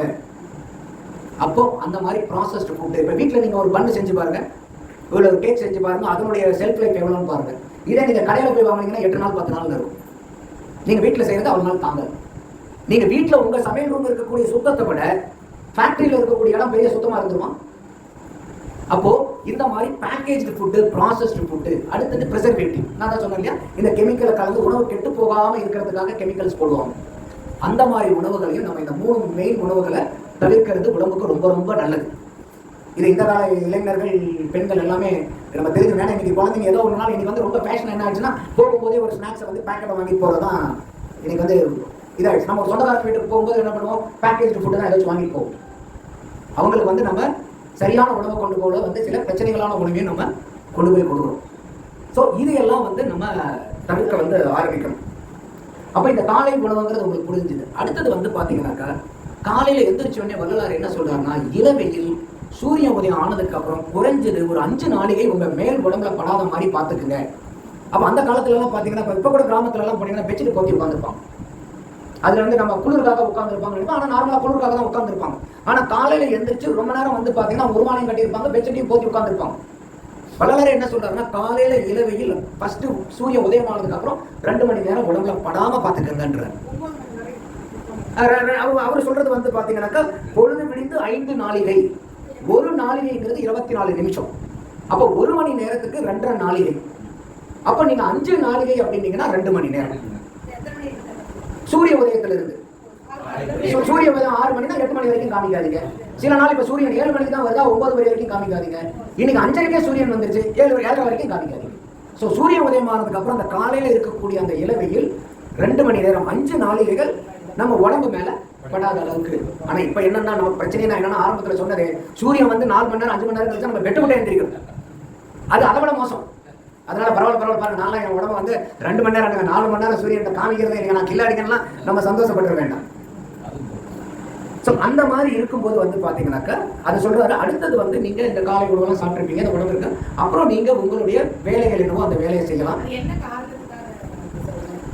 அந்த காலை இதில் வந்து சூரியனுக்கு வந்து பார்த்தீங்கன்னா, நீங்கள் அந்த ஒளி கதிர்கள் வந்து எல்லா நேரத்துலையும் ஒரே மாதிரி ஒளிக்கதிர்கள் வராது.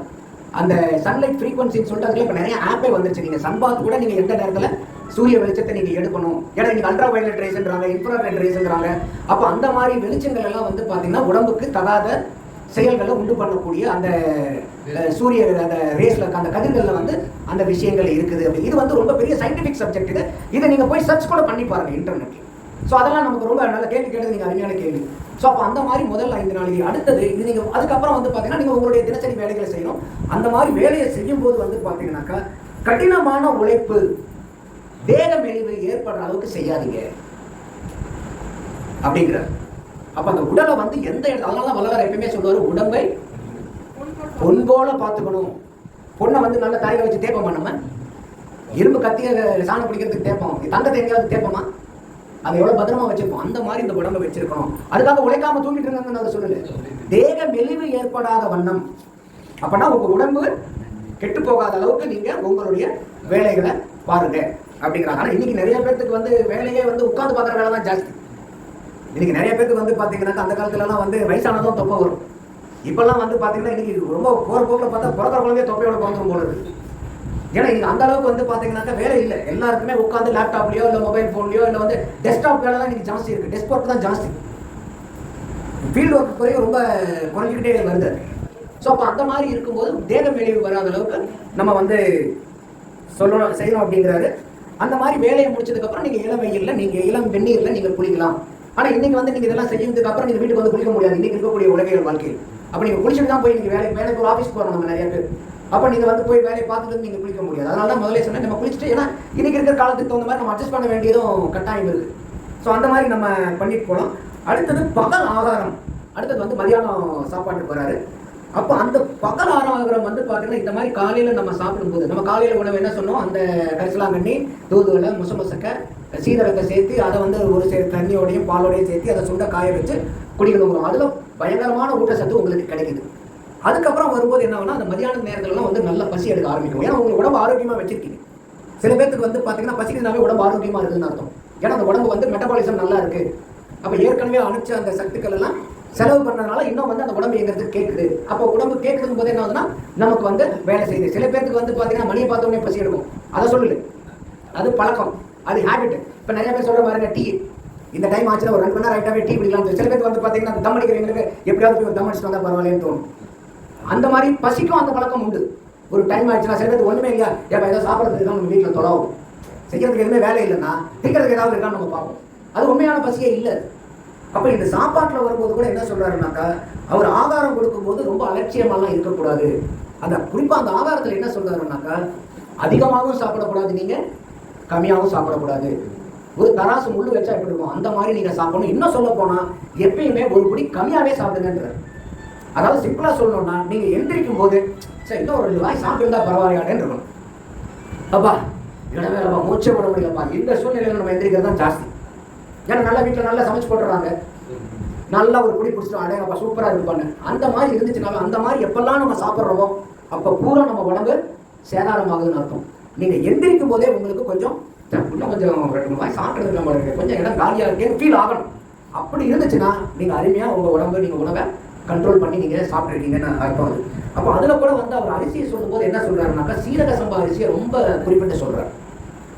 எல்லா அரிசியை விட சீரக சம்பா அரிசி அப்படி அது இல்லாம புன்சை நிலம்ங்கிறார். உங்களுக்கு தெரியும் நன்சை நிலம், புன்சை நிலம். புன்சை நிலம்ங்கிறது என்னது? தண்ணிக்கு மழையை எதிர்பார்த்து இருக்கக்கூடிய பூமி. இப்ப நன்சை நிலம்ங்கிறது என்ன? நம்ம காட்டிலேயே வந்து கிணறு வெட்டி வச்சிருப்போம், ஆத்து தண்ணி வரும், வாய்க்கால் தண்ணி வரும், அதனுடைய பாசனத்தெல்லாம் விட்டுருப்போம், தண்ணிக்கு பஞ்சம் இல்லாத இடம், எப்பயுமே தண்ணி நிற்கிற இடம்.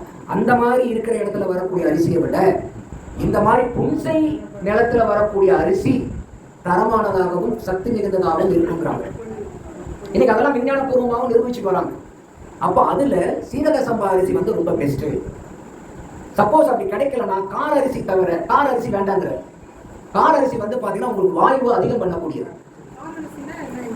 கார் அரிசினே இருக்கு, அது நீங்க இல்ல இல்ல அது புழுங்கல் அரிசி, பச்சரிசி அது இல்ல. கார அரிசினே தனியா இருக்குமா. நீங்க போய் அரிசியினுடைய வகைகள் நீங்க அடிச்சீங்கன்னாவே சித்த மருத்துவத்துல நிறைய அரிசி வகைகள் கொடுத்துருக்காங்க. அதுல இருக்கிறதுலே இந்த சீரக சம்பா அரிசி வந்து நம்பர் 1 குவாலிட்டி. அது வந்து அந்த அளவுக்கு வந்து உங்களுக்கு என்ன காரணம்னாக்கா, உங்களுக்கு ஈஸியா செரிமானம் ஆகக்கூடிய அரிசி இந்த சீரக சம்பா அரிசி. அப்படி நீங்க சாதம் வைக்கும் போது கூட வல்லார் என்ன சொல்றாருன்னா, ரொம்ப குழஞ்சும் போயிடக்கூடாது, ரொம்ப வரவரன்னு ஆயிடக்கூடாது, மத்திய பசத்துல இருக்கணும். இப்ப எனக்கு வந்து பாத்தீங்கன்னா கொஞ்சம் குழகுலன்னு இருந்தா முடியும். சில பேருக்கு வந்து பாத்தீங்கன்னா போட்டோம்னா உதிரி உதிரியா உதிரும். அப்போ அவர் என்ன சொல்றாருன்னா, ரெண்டுக்கும் இல்லாம சரியான பதத்துல இருக்கணும் அந்த அரிசி. அப்படி இருக்கும்போது அந்த அரிசி நீங்க சாப்பிடக்கூடிய அரிசி சுலபமா ஜீரணமாகும். சுலபமா ஜீரணமாகுதுனாவே என்ன அர்த்தம்? அதில் இருக்கக்கூடிய சத்துக்கள் ஈஸியா உங்களால உங்க உடம்புனால கிரகிக்க முடியும். ஏன்னா உங்களுக்கு நீங்க சாப்பிடக்கூடிய உணவு ஜீரணிச்சாதானே சத்து உடம்புல போய் சேரும். அப்ப அந்த மாதிரி வந்து பாத்தீங்கன்னா ஐயா வந்து சொல்றாரு, அதை வந்து நடுத்தருமாகிய சோற்றை அக்னி அளவுக்கு அதிகப்படாமலும் குறைவுபடாமலும் அறிந்துண்ணுதல் வேண்டும்ங்கிறார். அப்ப அதுதான் நான் முதலே சொன்னேன், சூடா சாப்பிடணும், கொதிக்கவும் சாப்பிடக்கூடாது, ஆரியும் சாப்பிடக்கூடாது. சில நேரத்தில் என்ன பண்ணுவோம், சாப்பாடு வரும்போது ஃபர்ஸ்ட் தடவை போட்டு வரதோட மீதி இருக்கக்கூடிய ரசத்துக்கு தயிருக்கு ஏதாவது சாப்பிட்றோம்னா கொண்டாந்து தட்டில் ஓப்பனாக வச்சுருவாங்க, ஃபேன் பாட்டு ஓடிட்டு இருக்கும், இல்லை சில வீட்டில் ஏசி இருக்கும். அவங்க சாம்பார் சாதம் சாப்பிட்றதுக்குள்ள அடுத்த சாதத்தை நீங்கள் எடுக்க போகும்போது பார்த்தீங்கன்னா சூடி இருக்கு. காரணம் என்னன்னா, இங்கிருந்து யாரா சமையல் ரூம்ல போய் போட்டு வரதுங்கிற அந்த ஒரு சோம்பேறித்தனத்துக்காக சாப்பாட்டை கொண்டாந்து ஆற வச்சு சாப்பிடணும். அப்படி சாப்பிடக்கூடாது, அந்த சூட்டோட இருக்கணும். இப்போ சில பேர் ஹோட்டலில் போனாலும் வந்து பார்த்தீங்கன்னா ஒட்டுக்கா வாங்கிடுவாங்க, வேணுங்கிறது அப்பப்போ வாங்கிக்கலாம் சாப்பாட்டுக்கு கொஞ்சம், ஏன்னா அவங்க சூடாக பேக்கில் வச்சுருப்பாங்க. நீங்கள் ஒட்டுக்கா வாங்கிட்டு சாம்பாருக்கு, புளி சாதத்துக்கு, குழம்புக்கு, ரசத்துக்கு இப்படின்னு வாங்குறதுக்குள்ள அந்த சாதம் ஆகி போயிடும். அப்போ இந்த சாப்பாட்டில் எவ்வளோ வந்து நம்ம கண்ணும் கருத்துமா இருக்கணுங்கிறது ரொம்ப முக்கியம். ஏன்னா நம்ம சாப்பாடு சாப்பிட்றதுடைய தன்மையை வச்சு தான் நம்ம யாரு? ஆன்மா. இந்த ஆன்மா குடியிருக்கிற இடம் இது இந்த உடம்பு. அப்ப இந்த உடம்பை காப்பாற்றக்கூடியது கூலி என்ன கொடுக்குறோம்? கூலி, இந்த உடம்புக்கு உண்டான கூலி ஆதாரம். அப்ப அந்த ஆதாரத்துங்கிற கூலியை நீங்க சரியா கொடுக்கலன்னா இந்த வீடு உங்களுக்கு கிடைக்குமா? நிரந்தரமா கிடைக்காம போயிடும். அப்போ அந்த ஆகார கூலியில இவ்வளவு மேட்டர் வந்து ஐயா சொல்றாங்க. அடுத்தது வந்து பாத்தீங்கன்னா நிறைய பேர் வந்து சாப்பிடும் போதே சாப்பாட்டுக்கு ஈக்குவலா தண்ணி குடிக்கிறத நம்ம பார்த்துருக்கோம். சில பேர் சாப்பிடும் போதே எப்ப தண்ணி வைப்பான்பாங்க. தண்ணி எதுக்குன்னா, விக்கல் எடுக்கும் போதோ புறைய எதிர்ச்சுனாவோ அவசரத்துக்கு குடிக்கிறதுக்கு தான் தண்ணி. நீங்க எப்ப சாப்பிடும் போதும், காலையில சாப்பாடும், மதியான சாப்பாடும், நைட் சாப்பாடும், சாப்பிடும் போது தண்ணி குடிக்க கூடாது. சாப்பாடு தான் சாப்பிடணும். நீ தண்ணி சாப்பிட்டதுக்கு அப்புறம் தான் நீங்க தண்ணி குடிக்கணும். தண்ணி குடிக்கிறதுல கூட வள்ளலார் வந்து விசேஷமா சொல்றாரு. அந்த தண்ணி நீங்க குடிக்கிறது எப்படி இருக்கணும் அப்படின்னாக்கா, அதுல வந்து தெளிவா சொல்றாரு. அதுல வந்து சுடுதண்ணி தான் குடிக்கணும். அந்த சுடுதண்ணியை வந்து எப்படி குடிக்கணுங்கிறது எழுதுறாரு அவர். ஆமா, அதுல வந்து பாத்தீங்கன்னாக்கா சுக்குல சுண்ணாம்பு தடவி, அந்த அந்த சுக்குல சுண்ணாம்பு தடவி அந்த அழுக்கை எடுத்துட்டு அதை தண்ணியில நீங்க போட்டு அந்த 5 பங்கா இருக்க, உதாரணத்துக்கு 5 டம்ளர் தண்ணி நீங்க கொதிக்க வைக்கிறீங்கன்னா அது 2 டம்ளர் தண்ணியா சுன்ற வரைக்கும் எப்படிங்க? 5 டம்ளர் தண்ணி 2 டம்ளர் தண்ணி வரைக்கும் சுண்ட காய்ச்சி நீங்க அந்த தண்ணியை குடிச்சீங்கன்னா அது வந்து அருமையான தண்ணி, உங்களுக்கு உங்களுடைய ஆயுசை நீட்டி செய்யக்கூடிய தண்ணி. எக்காரணத்தை கொண்டும் குளிர்ந்த நீரை குடிக்காதீங்கன்றார் வல்லவர். எக்காரணத்தை கொண்டும் குளிர்ந்த நீரை குடிக்காதீங்க. இப்ப நிறைய பேர் நீங்க போய் பார்க்கலாம், நீங்க அந்த எண்ணெயில வந்து ஐஸ் வாட்டர் போட்டு நீங்க அப்படியே டம்ளர்ல கலந்து கரண்டியை வச்சுக்கிட்டு பண்ணிட்டே இருந்தீங்கன்னா அது எப்படி வந்து கட்டியா மாறுங்கிறதெல்லாம் நீங்க நிறைய டிவில யூடியூப்ல எல்லாம் நிறைய வைரல் வீடியோஸ் வந்துட்டு இருக்கும். அப்போ உடம்பு ஆரோக்கியமா இருக்கணும்னாவே நம்ம அதிகமா தண்ணி குடிக்கணும். நம்ம உடம்புல தண்ணி சத்து தான் அதிகம் இருக்கிறதுல, நீரானால உடம்பு இது.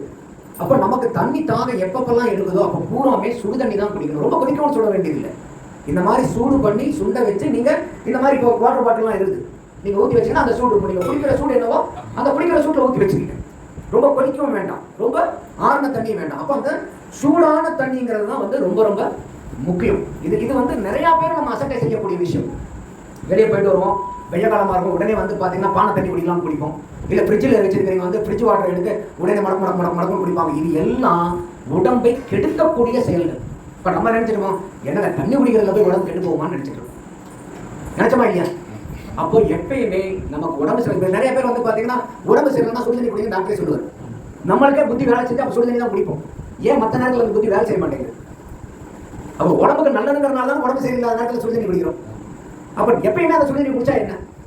அது என்னன்னா அந்த பழக்கம் தான். சில பேருக்கு வந்து பார்த்தீங்கன்னா சுடுதண்ணி குடிச்சிட்டு இருக்கிறீங்க, திடீர்னு பச்சை தண்ணி குடிச்சிங்கன்னா குடிச்ச மாதிரியே இருக்காது. இந்த பச்சை தண்ணி குடிச்சு பழகின ஆளுங்களுக்கு கொஞ்சம் தண்ணி சூடாக இருந்தால் கூட குடிச்ச திருப்தி வராது. இது வெறும் பழக்க தோஷத்தினால ஒரு 2 நாள் அந்த ஃபீலிங் இருக்கும், அவ்வளோதான். அந்த 2 நாள் போயிடுச்சுன்னா அந்த சுடுதண்ணி இல்லாமல் நீங்கள் மறுபடியும் பச்சை தண்ணி குடிச்சீங்கன்னா உங்களுக்கு பிடிக்காது. இந்த உடம்பு அற்புதமான மிஷின். நீங்க எதுக்கெல்லாம் பழக்கப்படுத்துறீங்களோ அது பூரா பழக்கப்படும் இந்த உடம்பு. அந்த அளவுக்கு இந்த உடம்புக்கு சுதந்திரம் இறைவன் கொடுத்து உங்ககிட்ட கொடுத்துருக்காரு. இதை பார்த்துக்கோ, நீதான் இந்த உடம்புக்கு நீதான் எஜமா. ஏன்னா உங்ககிட்ட இருக்கக்கூடிய ஆன்மா, அந்த ஆன்மா தேக சுதந்திரங்கிறது அதுதான் வள்ளலார் சொல்றாரு.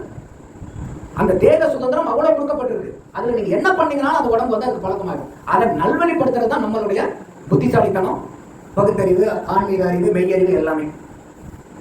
அடுத்தது ஆதார வகையில வந்து பாத்தீங்கன்னா கிழங்குகளை சாப்பிடாதீங்கன்றார். பூமிக்கு கீழே வரக்கூடிய கிழங்கு வகைகளை சாப்பிடாதீங்க. அதுல நீங்க எப்பயாவது சாப்பிடணும்னா கருணை கிழங்கு மாத்திரம் கொள்க அப்படிங்கிறார். அந்த ஆங்கிலத்துல யாம்னு சொல்லுவோம், எலிபென்ட் யாம்னு சொல்லுவோம். கருணை கிழங்கு வந்து நல்லது. மற்றபடி எந்த விதமான கிழங்கு வகைகளும் சாப்பிடாதீங்க. ஏன்னா அது வந்து உடம்புக்கு வாய்க்களை அதிகப்படுத்தக்கூடியது கேடு. இது வந்து பாத்தீங்கன்னாக்கா சில ஜெயின் மதத்தில் இருக்கிறவங்களும் வந்து பாத்தீங்கன்னாக்கா அந்த பூமிக்கு கீழே விளையக்கூடியது எதுவுமே சாப்பிட மாட்டாங்க. நீங்க பூமிக்கு கீழே கொண்டு வந்தது எதையுமே சாப்பிட மாட்டாங்க. காரணம் என்னன்னா அது செடியோட நீங்க புடுங்குறனால வேரோட, அதுவும் ஒரு உயிர்கொலை தான். அப்ப அந்த உயிர்கொலையும் செய்யக்கூடாதுங்கிற அந்த அளவுக்கு ஒரு உன்னதமான ஒரு கருத்து. அதனாலதான் வள்ளலாரும் வந்து பாத்தீங்கன்னா புழுக்காத உணவு சாப்பிடணுங்கிறார். இப்ப நம்ம சொல்லிட்டு இருக்கிறது பூரா உளவியல் வாழ்க்கைக்கு என்னென்ன செய்யணுங்கிறது தான் இப்ப நம்ம பேசிக்கிட்டு இருக்கோம். வள்ளலார் வந்து நீங்க ஜீவகாரண்யம் மனதுங்களுக்கு பசித்தவங்களுக்கு உணவு போடுங்கன்னாலும் நம்ம சாப்பிட்டு இருக்கிற வரைக்கும் நமக்கு சாவு நிச்சயம். புழுக்காத உணவு என்னைக்கு நம்ம சாப்பிட ஆரம்பிக்கிறோமோ அன்னைக்குதான் நம்மளால மரணமில்லா பெருவாழ்வு அடைய முடியும். அப்ப இந்த புழுக்காத உணவுகள்லாம் என்னென்னங்கிறது சம்மாரிகள் எழுதுறாரு. அதெல்லாம் நம்ம இன்னொரு நாள் பார்ப்போம். அப்ப இந்த ஆதார வகைகள்ல இந்த மாதிரி கிழங்கு உண்ணாதீங்க. அப்படி சாப்பிடணும்னா கருணை கிழங்கு சாப்பிடுங்க. அதை நீங்க வெளியே வச்சீங்கன்னா கெட்டு போகாம இருக்கும். இப்ப நீங்க ஒரு குழம்பு வைக்கிறீங்க, வெளியே வச்சிருக்கீங்க, என்ன ஆகும்? சாதம் வைக்கிறீங்க, என்ன ஆகும்? அப்பா இந்த மாதிரி நீங்க சாப்பிடக்கூடிய பொருள் வெளியே இருந்தாலும் அது கெட்டு போகாத பொருளா இருக்கணும். அப்ப அந்த மாதிரி பொருட்களை நம்ம உட்கொள்ளும் போது அந்த தன்மை கெட்டு போகாத தன்மையை உண்டான உணவை நம்ம சாப்பிடும் போது இந்த உடம்பை கெடுக்கணுங்கிற தன்மை அந்த உணவுல இருக்காதுங்கிறது தான் அறிவியல் பூர்வமான உண்மை. அடுத்தது வந்து பாத்தீங்கன்னாக்கா பழத்துல கூட என்ன சொல்றாருன்னா எல்லா பழத்தையும் நீங்க சாப்பிடாதீங்க. பேன் வாழைப்பழம், ரஸ்தாளி. பேன் வாழை, தேன் வாழைங்கிறது வேற, இது பேயன் வாழை, ரஸ்தாளி. இந்த 2 பழம் மட்டும் ஏகதேசத்துல நீங்க சாப்பிடுங்க, மற்ற பழம் வேண்டாங்கிற. இன்னொரு இடத்துல கூட ஒரு பங்களா வாழைப்பழத்தையும் நீங்க சாப்பிடுங்கன்னு சொல்லுவார். அது ஒரு வெரைட்டி சொல்லுவார். அப்ப இது வந்து நம்ம இது அடுத்தது முக்கியமானது பழைய காய்கறிகளை சாப்பிடக்கூடாது. நான் தான் சொன்ன ஃப்ரிட்ஜில் வச்சு சாப்பிட்றது, காய் வாங்கிட்டு வந்து நம்ம வீட்டில் வச்சுக்கிறது, டெய்லி போய் வாங்கிட்டு வந்து சங்கடப்பட்டு நீங்கள் சேமிச்சு வைக்கிறது, இல்லை செஞ்சு வச்ச சாப்பாட்டை சுட வச்சு சாப்பிட்றது, இந்த மாதிரி பழைய காய்கறி. ஏன்னா நீங்கள் சூடாக சாப்பிட்றது வேற, சுட வச்சு சாப்பிட்றது வேற, 2க்கும் பெரிய வித்தியாசம் இருக்கு. அது சாதாரணமாக நினச்சிக்காதீங்க. சூடாக இருக்கிற பொருள் பூரா சுட வச்ச பொருள் பூரா சூடான பொருள் அல்ல. அதை நம்ம ரொம்ப தெளிவாக புரிஞ்சுக்கணும். அடுத்தது வந்து பார்த்தீங்கன்னாக்கா நீங்கள் புளி மிளகாய் சிண்டே சேர்க்கணும். புளி மிளகாய் சிண்டு தான் சேர்க்கணும், நிறைய சேர்க்கக்கூடாது. மிளகு சீரகம் அதிகமாக சேர்க்கலாம் நீங்க. ஏன்னா அந்த மிளகும் சீரகமும் உடம்புக்கு நல்லது. சீரகம்னாவே என்ன? அகத்தை சீர் செய்யக்கூடியது. அதனாலதான் அது பேரே சீரகம். மிளகை பத்தி சொல்லுவாங்க, 10 மிளகு இருந்தால் பகையாளி வீட்டில் கூட போய் சாப்பிட்டு வரலாம்டான்னு. ஏன்னா அந்த அளவுக்கு மிளகுக்கு விஷத்தை முறிக்கக்கூடிய தன்மை உண்டு.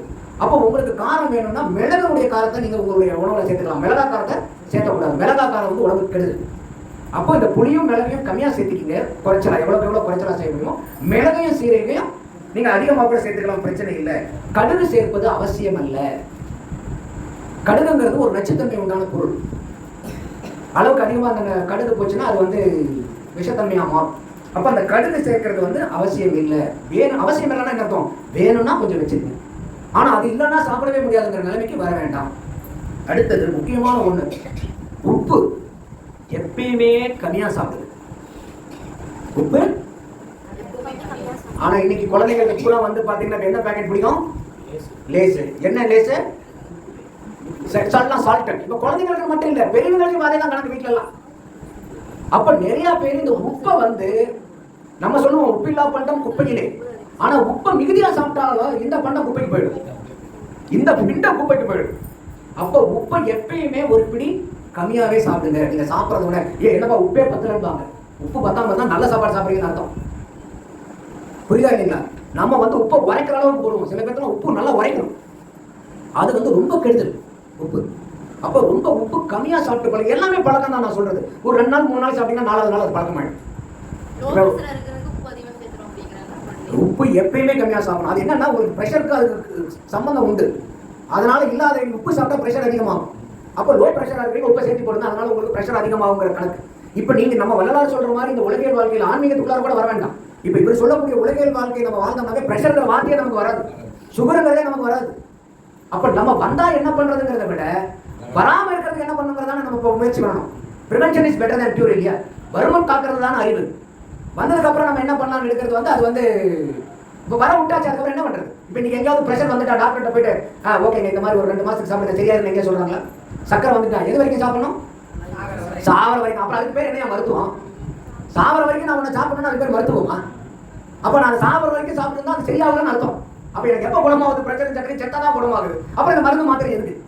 அப்ப நம்ம புத்திசாலித்தனத்தை எங்க காமிக்கணும்னா இந்த பிரச்சனையை வராம நம்ம எப்படி தடுக்கிறதுங்கிறதா வள்ளலார் இதெல்லாம் எழுதி வச்சிருக்காரு. அடுத்தது படப்படம் முடிச்சலாம். நம்ம ஆகார வரையில வந்து இந்த ரொம்ப முக்கியமா சொல்றாரு. தாளிக்கும் போது வந்து பாத்தீங்கன்னா பசு வெண்ணெய் இருந்துச்சுன்னா ஓகே, பசு வெண்ணெய் இருந்துச்சுன்னா ஓகே. அதுல கூட நீங்க அதிகமாலாம் பண்ண வேண்டாம். அப்படி கிடைக்கலையா நல்ல நெய்யை பயன்படுத்துங்க. ஆனா நம்ம அப்படி பண்றோமா? நம்ம என்னென்னமோ ஆயில், எல்லா ஆயிலும் ப்ராசஸ்ட் ஆயில். இந்த குறிப்பா எண்ணெயில தான் பெரிய பிரச்சனையே வருது. இப்ப எல்லா இடத்துலயும் ஒரு நல்ல விஷயம் இப்ப என்னன்னா இந்த விழிப்புணர்வு மக்களுக்கு வந்து நீங்க எல்லா இடத்துலயும் எந்த ஊரா இருந்தாலும் சிட்டியா இருந்தாலும் தெருக்கு 2 அரைச்சு கொடுக்கக்கூடிய கடை வந்துருச்சு. செகண்ட் வந்துருச்சு, மரச்செக்கெண்ணெய் கடையே வந்துருச்சு, கோல்டு பிரஸ் என்ன வந்துருச்சு. இப்ப ரொம்ப நல்லது. அப்ப நம்ம வந்து சினிமாவுக்கு போய் ஒரு 4 மணி நேரம் உட்காந்துருக்கோம். ஐயா சொன்னாரு ஒரு கிரிக்கெட் மேட்ச் நடந்தா உட்காந்து காலையில இருந்து சாயந்தரம் வரைக்கும் பாக்குறோம். சினிமாவுக்கு போனா 4 மணி நேரம். அப்போ இது ஒரு நம்மளே வந்து ஒரு எண்ணெய் வேணும்னா அவங்க கிட்ட போய் நின்று உட்காந்து கூட அரைச்சு வாங்கிட்டு வந்துடலாம். எந்த எண்ணெய் வேணுமோ நீங்க வாங்கி கொடுத்தீங்கன்னா அவங்க அரைச்சு கொடுத்துட்றாங்க. அப்ப அந்த மாதிரி எண்ணெயை வந்து நீங்க வாங்குற பேக்கெட் எண்ணெய் வாங்குறத விட இந்த மாதிரி நீங்க வாங்குறது வந்து உங்களுக்கு ரொம்ப நல்லது. இல்ல அது நீங்க மரச்செக்கில் ஆட்டுறதுக்கும் கோல்ட் பிரஸ்ங்கிறது அந்த கெமிக்கல் போட்டு எடுக்க மாட்டாங்க. அதுல ஸோ அதுல நிறைய கெமிக்கல் ப்ராசஸ் இருக்கு. அதுதான். அப்ப இதுல வெங்காயம் வெள்ளைப்பூண்டு சிறிதே சேர்க்க வேண்டும். சிறிதேன்னா என்ன அர்த்தம்? தேவைப்படுறத விட கம்மியா போடுங்கன்றார். உங்களுக்கு எவ்வளவு தேவைன்னு நினைக்கிறீங்களோ அதை விட கம்மியா போடுங்க. அடுத்தது முக்கியமா இந்த காய் என்னென்ன காயை நீங்க வந்து செஞ்சு சாப்பிடலாம்னு சொல்றாரு பாருங்க. கத்திரிக்காய், வாழைக்காய், அவரைக்காய், முருங்கைக்காய், பீர்க்கங்காய், கல்யாண பூசணிக்காய், புடலங்காய், தூதுலங்காய், கொத்தவரங்காய் இவர்களை பதார்த்தம் செய்தல் கூடும். 10 வகையான காய்கறிகளை உங்களுக்கு சொல்றாரு. இல்ல எனக்கு அந்த அளவுக்கு தெரியாது, சமையல் செய்யறதுங்கிறதா தெரியும். வெண்பூசணிங்கிறது திருப்பி சொல்ற பாருங்க. கத்திரிக்காய், வாழைக்காய், அவரைக்காய், முருங்கைக்காய், பீர்க்கங்காய், கல்யாண பூசணிக்காய், புடலங்காய், தூதுலங்காய், கொத்தவரங்காய் இவர்களை சொல்லிட்டீங்க. இதை சொல்லிட்டு இந்த 9 வகையான காயை சொல்லிட்டு இதுல முருங்கை, கத்திரி, தூதுளை, பேயன் வாழைக்காய் அடுத்தடுத்து கூட நீங்க கறி செஞ்சு சாப்பிடுங்க. அப்ப என்ன டெய்லி கூட சாப்பிடுங்க. முருங்கை அவ்வளவு சக்தி வாய்ந்தது. இப்ப இந்த முருங்கைக்கீரைன்னு பேசும்போது நம்ம எல்லாம் பாகிராஜ் தான் ஞாபகம் வருவாங்க. முந்தானை முடிச்ச படத்துல முருங்காய் ஒரு ஃபேமஸ் பண்ணி விட்டார். முருங்கைக்காய் உண்மையாலுமே உடம்புக்கு அதீத சக்தியை கொடுக்கக்கூடியது. அது முருங்கை தலையா இருக்கலாம், முருங்கை தண்டா இருக்கலாம். அந்த முருங்கை சாதாரண ஒடிச்சு போற தண்டு இருக்கு பாருங்க, கீரை எடுத்ததுக்கு அப்புறம் அதை நீங்க தண்ணியில போட்டு அதுல மிளகு கொஞ்சம் மஞ்சள் போட்டு பண்ணி அதை நீங்க சூப்பா குடிக்கலாம். அந்த அளவுக்கு உடம்பு திடகாத்திரமா வரும். எப்பெல்லாம் நமக்கு பலகீனமா இருக்கோ அப்பெல்லாம் முருங்கை சூப் குடிச்சிங்கன்னா, இப்ப நிறைய பேருக்கு இந்த டீ காபி பழக்கம் இருக்கும் பாருங்க, முருங்கை சூப்பு டேஸ்டா இருக்கும். மற்றதை விட முருங்கை சூப்பு அருமையா இருக்கும். நீங்க இந்த டீ காபி பழக்கத்திலிருந்து விடுபடணும்னா நீங்க சிம்பிளா செய்ய வேண்டியது என்னன்னா, காலையில் ஒரு டம்ளர், சாயந்தரம் ஒரு டம்ளர் இந்த மாதிரி வந்து முருங்கையை மட்டும் நல்லா நீங்க சூடா நீங்க சூப் குடிச்சு பழகிட்டீங்கன்னா டீ காபி பக்கமே போக மாட்டீங்க நீங்க. அந்த அளவுக்கு வந்து முருங்கை சூப்பு அருமையா இருக்கும். அடுத்தது வந்து வடை, அதிரசம், தோசை, மோதகம் முதலிய அப்ப வர்க்கங்களை வேண்டாங்கிற. ஆனா நம்ம என்ன பண்ணுவோம், டெய்லி தோசையை தான் போட சாப்பிடுவோம். நான்லாம் தோசை அதிகமான சாப்பிட்டாலும் நான் வீட்டில் இட்லி இருந்தால் கூட எனக்கு இட்லி வேணாம், தோசை ஊற்றி கொடுக்கணும். அப்போ நமக்கு வந்து இது எல்லாமே அப்ப அதனாலதான் நான் சொன்னேன், எதெல்லாம் செய்யக்கூடாதோ அதை மட்டும்தான் நம்ம செஞ்சுக்கிட்டே இருக்கோம். எதெல்லாம் செய்யணுமா, இப்ப இது வரைக்கும் என்னென்னலாம் செய்யணும்னு வரலாறு சொல்லியிருக்காங்க, சொல்ல எதாவது நம்ம செஞ்சுட்டு இருக்கோமா? ஆனா எதெல்லாம் செய்யக்கூடாதுன்னு சொன்னாதான் அப்புறம் எப்படி சார் மரணமலா பெருவாழ்வு வர சொல்லுங்க. இது உலகியல் வாழ்க்கைக்கு ஒண்ணு, ஆன்மீகத்துக்குள்ளாரே போகல நம்ம.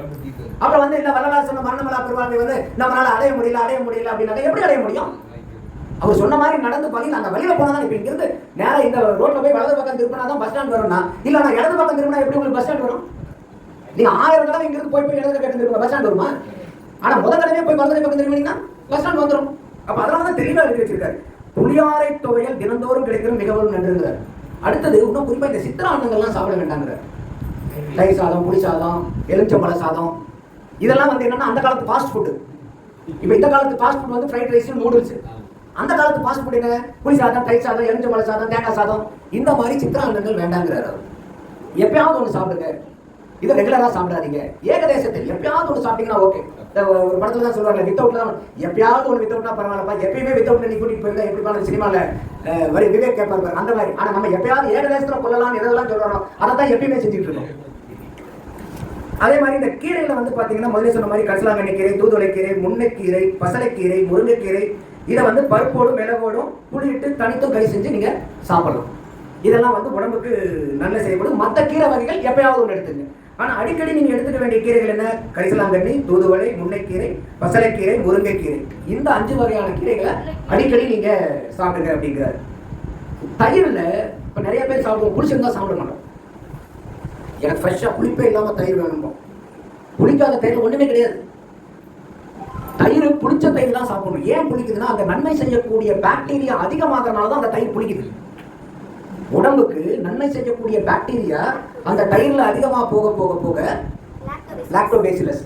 சோ அந்த பாக்டீரியா அதிகமா வர வர வர என்ன ஆகும்னா அந்த புளிப்பு தன்மை அதிகமாகும். நம்ம என்ன பண்ணுவோம், தயிர் புளிக்குது பாங்க, ஐயோ அதுதான் நல்லது. அப்ப இந்த தயிர் சாப்பிடறத கூட நம்ம எங்க நல்லதை சாப்பிடுறோமா? சாப்பிடுறது நம்ம கங்கணம் கட்டி இருக்கிறோம், ஒண்ணு கூட நல்ல வாழ்க்கையை செஞ்சிடக்கூடாது. மறந்து கூட ஒரு நல்ல விஷயத்தை நம்ம சாப்பிட கூட செஞ்சிடக்கூடாது. அதுல கண்ணு கருத்துமா இருக்கும். அப்ப புளிச்ச தயிரை வந்து நீங்க சேர்த்திக்கலாம்.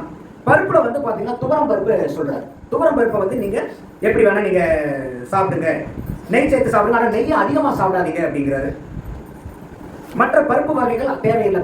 இந்த நீங்க துவரம் பருப்பை நீங்க அதிகமா சேர்த்துக்கிட்டீங்கன்னாவே அந்த பலன் உங்களுக்கு கிடைச்சிடும். மற்ற பருப்புலாம் நீங்க சாப்பிடுங்கிற அவசியம் இல்லை. எப்பயாவது ஒண்ணு சாப்பிட்றதுனா நீங்க மற்ற பருப்பை சாப்பிட்டுங்க அப்படிங்கிறாரு. குறிப்பா என்ன சொல்றாருன்னா, இது உளவியல் வாழ்க்கையில் இருக்கிறவங்களுக்கும் சாப்பாட்டு விஷயத்துல எப்பயுமே மாமிச உணவை சாப்பிடாதீங்க. இது ஆன்மீகத்தில் இருக்கிறவங்களுக்கு மட்டும் இல்லை. ஏன் இந்த தலைப்பை என்ன சொன்னேன், நித்திய ஒழுக்கம் இன்னும் உலகியல். நிறைய பேர் என்ன நினைக்கிறாங்க, ஆன்மீகத்துக்கு வந்தாதான் கறி சாப்பிடக்கூடாதுன்னு நினைக்கிறாங்க. இல்ல, உலகியல் வாழ்க்கையில் இருக்கிறவங்க அவர் எழுதுறாரு பாருங்க, எந்த போஜனத்திலும் புலால் எந்த வகையிலும் புசிக்கப்படாது. என்ன காரணம்னா ஒவ்வொரு உயிரில் இருக்கிறது என்னது, ஆன்மா, அருட்பெரும் ஜோதி ஆண்டவர் நான், அதுதான் இறைவன். ஒவ்வொரு உயிரிடத்திலும் அவர் வினோத் கூட சொன்னார் பாருங்க, எல்லா உயிரும் எல்லா ஆன்மாக்களையும் நம்ம இறைவனா பார்த்து தான் அந்த இறைவனுக்கு செய்யற தொண்டை உயிருக்கு செய்யணுங்கிறார். அப்போ ஒரு உயிரில் அந்த உயிரை நான் கோழியா பார்த்து அதை சிக்கன் 65ஆவும் சிக்கன் பீஸாவும் லெக் பீஸாவும் பார்த்தேன்னா எனக்கு எந்த அளவுக்கு அறிவு வேலை செய்யுது. அதை உயிரா பார்த்துட்டேன்னா எனக்கு அதை சாப்பிடலான்னு என்ன வருமா? இப்போ எங்கேயாவது நம்ம ஒரு மனிதர்களை பார்த்து ஒரு பிஞ்சு குழந்தைய பார்த்து, இந்த பிஞ்சு குழந்தை நல்லா இருக்கு, டெண்டர் குழந்தை. இப்போ சிக்கன்ல பார்த்தீங்கன்னா டெண்டர் சிக்கன் தான், ரொம்ப இள சிக்கன். யோசிச்சு பாருங்க. அப்போ இதை நம்ம உயிர்களை உணவா பார்த்துக்கிறோம். உயிரை பார்க்கும்போது அது உயிரை சாப்பிடணுங்கிற என்ன வருமா? இப்போ ஒன்றும் இல்லை. இப்போ நீங்கள் வீட்டில் இருக்கக்கூடிய சமையல் பண்ணுறீங்க, நீங்கள் ஒரு கோழியை கொடுத்து இல்லை ஆட்டை கொடுத்து நீயே வெட்டி எல்லாம் பண்ணி நீயே சமைச்சு சாப்பிடுவாங்க. எத்தனை பெண்கள் வந்து நீங்கள் அதை செய்யறதுக்கு தயாராப்பாங்கன்னு நினைக்கிறீங்க? 100க்கு 95% பெண்கள் அது செய்யறதுக்கு வராது. ஏன்னா ஒவ்வொரு உயிர்கட்டையும் இயற்கையிலே இருக்கிறது கருணை. அது குறிப்பா பெண்களிடத்துல இருக்கிறது கருணை. ஏன்னா இந்த வயிறு இப்ப நம்ம எல்லாம் எங்கிருந்து வந்தோம்? தாயினுடைய கருவறையில இருந்தது. எங்க அண்ணன் வந்து கவிதை எழுதுவார். கரு சுமக்கக்கூடிய வயிற்றை பிணம் சுமக்கலாமோன்னு எழுதியிருந்தார். அர்த்தம் புரியுதா? அம்மா தாயே கரு சுமக்கும் பொழுது வயிற்றில் பிணம் சுமக்கலாமோ அப்படின்னு எழுதியிருந்தார். அப்ப நம்ம இன்னைக்கு ஒரு கரியை சாப்பிட்டு ஒரு உயிரை வெட்டி வேக வச்சோம்னா அது என்னது? பிணம். அப்ப நீ உன் வயிறு ஒரு உயிரை ஜெனிக்க வைக்கக்கூடிய கருப்பை இருக்கக்கூடிய வயிறு. இந்த பெண்களுடைய படைப்பு இயற்கையில எவ்வளவு உன்னதமான படைப்பு. அந்த மாதிரி உயிரை ஜெனிக்கக்கூடிய ஆற்றல் மிகுந்த உணவு வயிற்றுல உயிரை சுமக்கக்கூடிய வயிற்றுல பணத்தை சுமக்கலாமான்னு எழுதினார். சாதாரண ஒரு வரி கவிதை நான் எவ்வளவு இதுல அர்த்தம் பொதிஞ்சிருப்பார். அப்போ உலகியல் வாழ்க்கையில் இருக்கிறவங்க கூட எந்த விதத்திலையும் கறி சாப்பிடக்கூடிய இப்ப எல்லாமே அதை வந்து உணவா பாக்குறாங்க. அது இப்போ 10ஆவதுக்கு நீங்க எந்த டிவிக்கு போனீங்கன்னாலும் இன்னைக்கு வந்து குக்கு வித்து கோமாளி அப்படி இப்படின்னு குக்கை வச்சு இந்த காமெடி பண்றங்கிற பேர்ல இதை பண்ணி அதை பண்ணி என்னென்னமோ பண்ணி சாப்பிட வச்சு இப்ப இதுல இருக்கக்கூடிய இப்ப நம்ம இதுல இவ்வளவுதான் நம்ம பண்ணுனது அதுல ஏதாவது ஒரு பதார்த்தத்தை சாப்பிட்டா அத்தனை அடிக்கிறது. அப்ப நம்மளை சுத்தி நடக்கிறது நம்மதான் வந்து அறிவு தெளிவு இல்லாம நம்ம தப்பா பண்ணிட்டு இருக்கோம். சரி, நம்ம சுத்தி நமக்கு நடக்கக்கூடிய நபர்களாவது இல்ல இருக்கக்கூடிய சொல்லக்கூடிய நபர்களாவது நம்மளுடைய வாழ்க்கைக்கு நம்மளுடைய மேன்மைக்கு தேவையான உணவுகளை பத்தி பேசுறாங்களா? ஏன் வந்து இன்னைக்கு இத்தனை ஆஸ்பத்திரிகள் வருது? நல்லா யோசிச்சு பாருங்க. அன்னைக்கு வந்ததை விட இன்னைக்கு மருத்துவம் வந்து ரொம்ப அதீதமா வந்துருச்சுன்றோம் இல்லையா? அப்ப மருத்துவத்துறை வளர்ந்திருந்தா நோய்கள் குறைஞ்சிருக்கணுமா அதிகமா இருக்கணுமா? இன்னைக்கு நோய்கள் குறைஞ்சிருக்கா அதிகமா இருக்கா? அப்புறம் இது எவ்வளவு முன்னுக்கு பின் முரணா இருக்கு இல்லையா? மருத்துவத்துறையில அதீத வளர்ச்சி, எல்லா நோய்களுக்கும் மருந்து கண்டுபிடிச்சாச்சு. அப்படின்னா ஏன் இத்தனை நோய் வருது? அப்ப நோயற்ற வாழ்வே குறைவற்ற செல்வம்னு நம்ம சொல்லியிருக்காங்க முன்னோர்கள். எவ்வளவு ஞானத்துல சொல்லியிருப்பாங்க. அப்ப அந்த நோய் வராம தடுக்கணும்னா முதல் வேலை என்னன்னா சாப்பிடக்கூடிய உணவு சரியான உணவா இருக்கணும். அந்த உணவு சரியில்லைனாவே அதான் வள்ளுவரும் சொல்லுவார், மருந்தன வேண்டாவாம் யாக்கைக்கு. எப்ப மருந்தன வேண்டாவாம் யாக்கைக்குன்னா என்ன? மருந்து யாக்கைனா உடம்பு. இந்த உடம்புக்கு மருந்து வேண்டாமா? எப்ப வேண்டாம்? அருந்தியது. மருந்தன வேண்டாவாம் யாக்கைக்கு அருந்தியது அற்றது போற்றி உணின். ஏற்கனவே சாப்பிட்ட உணவு எனக்கு ஜீரணம் ஆயிடுச்சுன்னு தெரிஞ்சு எவன் ஒருத்தன் அடுத்த வேளை உணவை சாப்பிட்றானோ அவனுக்கு மருந்தே தேவையில்லை. ஏன் மருந்து தேவையில்லை? அவனுக்கு நோயே வராது. ஏன் நோய் வராது? ஒவ்வொரு உணவையும் சாப்பிட்டு ஜீரணித்து செரிமானம் பண்ணதுக்கு அப்புறம் தான் அடுத்த வேளை உணவு.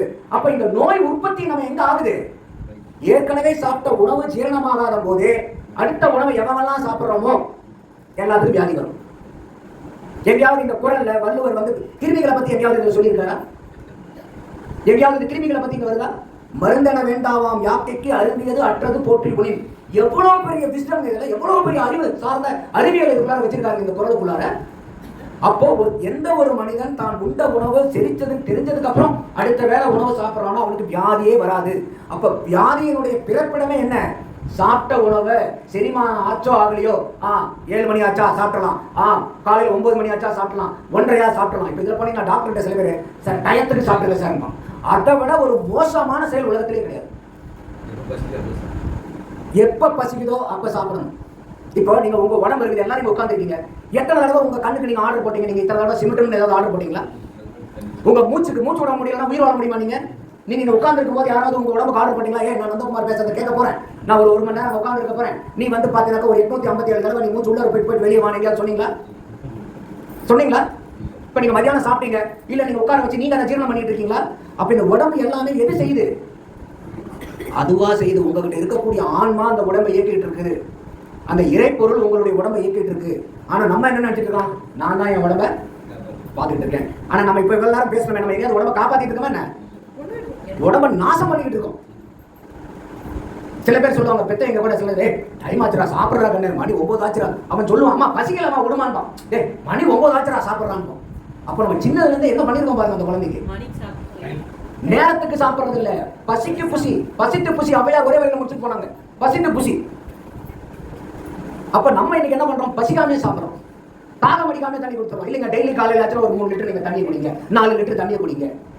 எனக்கு எது வேணுமோ உங்க உடம்பு கேட்கும். நீங்க உடம்ப காது கொடுத்து கொஞ்சம் யார் யாருக்கோ காது கொடுக்குறோம் இல்லையா?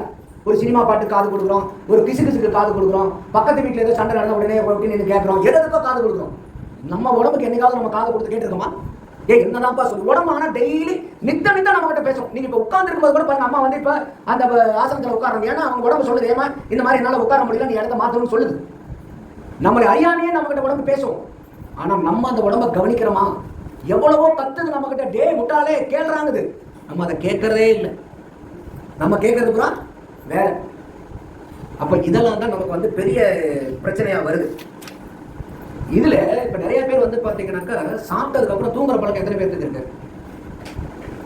தைரியமா சாப்பிட்டதுக்கு அப்புறம் படுக்கிறது, குறிப்பா பகல் நேரத்துல கேட்கறாங்க. நான் பகல் நேரத்துல நித்திரை கூடவே கூடாதுங்கிறார் வரல. எந்த காரணத்தை கொண்டும் பகல் நேரத்துல தூங்கிடாதுங்க. ஏன்னா ஒரு பழமொழி இருக்கும், உண்ட கலைப்ப தொண்டனை கொண்டு. ஏன்னா நீங்க சாப்பிட்டா அவ்வளவு டயர்ட் ஆகும். சாப்பிட்ற விஷயம் சாதாரண விஷயம் இல்லை, சாப்பிட்டா டயர்ட் ஆகும். சில பேர் வந்து வீட்டில் இருக்கிறவங்க வந்து சாப்பிட்டு கொஞ்சம் படுக்கலாம்னு படுப்பாங்க, படுத்து எந்திரிக்க சொல்றாரு. ஆனா எந்த இடத்துலயும் தூங்க சொல்லல வரல. எந்த இடத்துலயுமே நீங்க பகல்ல நித்திரைங்கிறது ஒரு கணம் நீங்க தூங்கக்கூடாது. அதே மாதிரி நீங்க எந்த விஷயத்துக்கும் நீங்க படுக்கிறதா இருந்தாலும் இடது கை பக்கமாவே சாஞ்சு படுங்க. மல்லாக்க படுக்கிறதோ வலது கை படுக்கிறதோ இல்லாம எப்பயுமே இடது கை பக்கமே சாஞ்சு படுங்க. அந்த அளவுக்கு வந்து சொல்றாரு. அடுத்தது வந்து பாத்தீங்கன்னா திருமணமானவர்களுக்கு வந்து பாத்தீங்கன்னாக்கா பகல் நேரத்துல வந்து எந்த விதமான தாம்பத்திய உறவுகளும் இருக்கக்கூடாது. அந்த தாம்பத்திய உறவுகளை கூட அவர் என்ன சொல்றாருன்னாக்கா 15 நாளைக்கு ஒரு தடவை உங்களுக்கு தாம்பத்திய உறவு இருந்துச்சுன்னா உத்தம பட்சம், அது வாரம் ஒரு தடவை இருக்கிறது மத்தியம பட்சம், தினந்தோறுங்கிறது வந்து அது கெடுதல் அப்படிங்கிறார். அப்ப இதெல்லாம் வந்து நிறைய வந்து சொல்லியிருக்காரு. ஏன்னா காரணம் கேட்டீங்கன்னாக்கா அந்த விந்து எந்த அளவுக்கு சுக்கிலம் வந்து விரயமாகுதோ அந்த அளவுக்கு அந்த நிகழ்ச்சி பட்டு போச்சுன்னா அது சந்ததியினரை உருவாக்கக்கூடிய சக்தி அந்த விந்துக்கு வேற கொஞ்சம் இருக்கிறது. அப்ப அந்த மாதிரி ஒரு தேக சம்பந்தம் வைக்கும்போது கூட ஒரு குழந்தை பேருக்காக மட்டும்தான் நீங்க வந்து அந்த சுக்கிலத்தை விரயம் பண்ண முடியுமே ஒழிய மற்ற நேரத்துல சுக்கிலத்தை வெளிப்படாத வண்ணம் நீங்க பாத்துக்கணும். அதுவும் உபயோகம் சொல்றாரு. மூச்சை வெளியவும் பேசல கூடாம உள்ளாரையும் வாங்காம ஒரு மத்தியம வசத்துல வச்சிருந்தீங்கன்னா உங்களுக்கு சுக்கிலம் விரயம் ஆகாது அப்படிங்கிற பெரிய பெரிய ரகசியத்தை எல்லாம் அவர் எழுதியிருக்கிறார். ஸோ இது வந்து இருக்கு. அதே மாதிரி சாயந்தரம் நீங்க வரும்போது அதே மாதிரி நமக்கு வந்து ரொம்ப வந்து வெயில்ல வந்து தேகம் படிப்படி சிறிது உலாவும். சாயந்தர நேரத்தில் வெயில் நல்லது. ஒரு சாயந்தரம் ஒரு 4:30, 5 to 6 இந்த மாலை வெயில் வந்து உடம்புக்கு நல்லது. காலை வெயில் வேண்டாம்னு சொன்னாரு, மாலை வெயில் வேணும். மாலை வெயிலினுடைய அந்த சூரிய கதிர்கள் உடம்புக்கு ரொம்ப நல்லது. அதில் இருக்கக்கூடிய ரேஸ் எல்லாம் நமக்கு அப்சர்வ் பண்ணும்போது வைட்டமின் D3 வந்து ப்ரொடியூஸ் பண்ணும் ஸ்கின். அந்த வைட்டமின் D3 ப்ரொடியூஸ் ஆகும்போது உடம்புல இருக்கக்கூடிய கால்சியம் பாஸ்பரஸ் அப்சர்வ் பண்ணும். அப்போ இந்த மூட்டு வலி, எலும்பு தேய்மானம், எலும்பு வலி இந்த பிரச்சனைகள்லாம் வராது. எப்போ வராது? மாலை வெயிலில் நீங்கள், பகல் வெயில் வேண்டாம், மத்தியான வெயில் வேண்டாம், மாலை வெயிலில் நீங்கள் உலாவுங்க. அதே மாதிரி கடின வெயில், பனி, மழை இவைகளில் தேகத்தில் உலாவப்படாதுங்க. தேகம் வந்து உங்களுக்கு நஷ்டப்படும். அதே மாதிரி ராத்திரி நீங்கள் தூங்க போகிறதுக்கு முன்னாடி தேக சுத்தி உடம்பெல்லாம் சுத்தம் பண்ணிக்கிட்டு நீங்கள் சிவ தியானம் செய்து இறை சிந்தனை. இந்த உலகில் இருக்கிறனால அவர் வந்து அந்த விபூதி சிவம் தியானம்லாம் சொல்லுவார். விபூதிங்கிறது உலகியல் வாழ்க்கைக்கு சொல்றது. சுத்த சன்மார்க்கம்னு வரும்போது அது ஒரு மத சின்னமா இருக்கிறனால விபூதியை வந்து பல பேர் நம்ம சுத்த சன்மார்க்கத்தில் வந்து அதை ஏற்றுக்கிறீங்கன்னா அது ஒரு மத சின்னம். வரலாறே சொல்றது என்ன சொல்றாரு?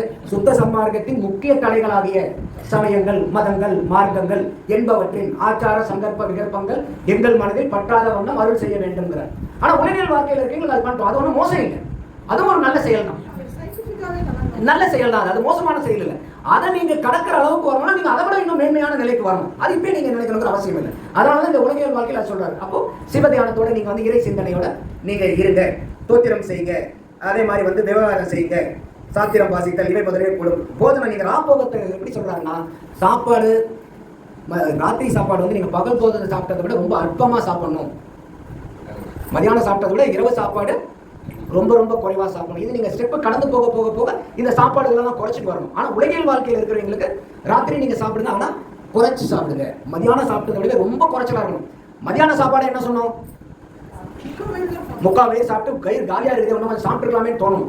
அதை விட நைட்டு சாப்பாடு உங்களுக்கு எப்படி இருக்கணும்? அதுல ரொம்ப ரொம்ப குறைச்சலா சாப்பிடணும். அப்ப நீங்க படுக்கும் போகும்போதே உங்களுக்கு வயிறு பசிக்கணும். ஏன்னா நமக்கு தொப்பை உழுவுறது, இந்த உடம்புல தேவையில்லாத கொழுப்பு கட்டுறது எல்லாமே இந்த ராத்திரி சாப்பிட்ற உணவுல தான் அதிகமாக நமக்கு வந்து செலவழிக்காத உணவுகள். அப்போ அதுல இருந்து தேவையில்லாததெல்லாம் உடம்புக்கு போய் சேர்ந்துடும். ஸோ இதை வந்து ராத்திரி நேரத்தில் சொல்றாரு. நமக்கு வந்து இன்னொன்று வந்து எப்பயுமே பயத்தோட இருக்கக்கூடாது. இந்த படத்துல, தெனாலி படத்துல தான் கமல்ஹாசன் சொல்றாரு, எல்லாம் பயமயம், எல்லாம் பயமயம். சில பேருக்கு தொட்டதுக்கெல்லாம் பயமா இருக்கும், ஐயோ பயமா இருக்கு, ஐயோ பயமா இருக்கு. அப்படி அந்த மாதிரி எதுக்குமே பயப்படாதுங்க. அதே மாதிரி பயம் இல்லாமல் இருக்காதுங்க. பயங்கிறது ஒரு நல்ல உணர்வு தான். எதுக்கு பயப்படணுமோ அதுக்கு பயப்படணும். ஒரு ஒழுக்கமா இல்லையா பயப்படணும், நேர்மையா இல்லையா பயப்படணும், பொய் பேசுறோமா பயப்படணும். அதை விட்டுட்டு எல்லாத்துக்குமே பயங்கிறது வந்து ஏற்படுவதில்லை.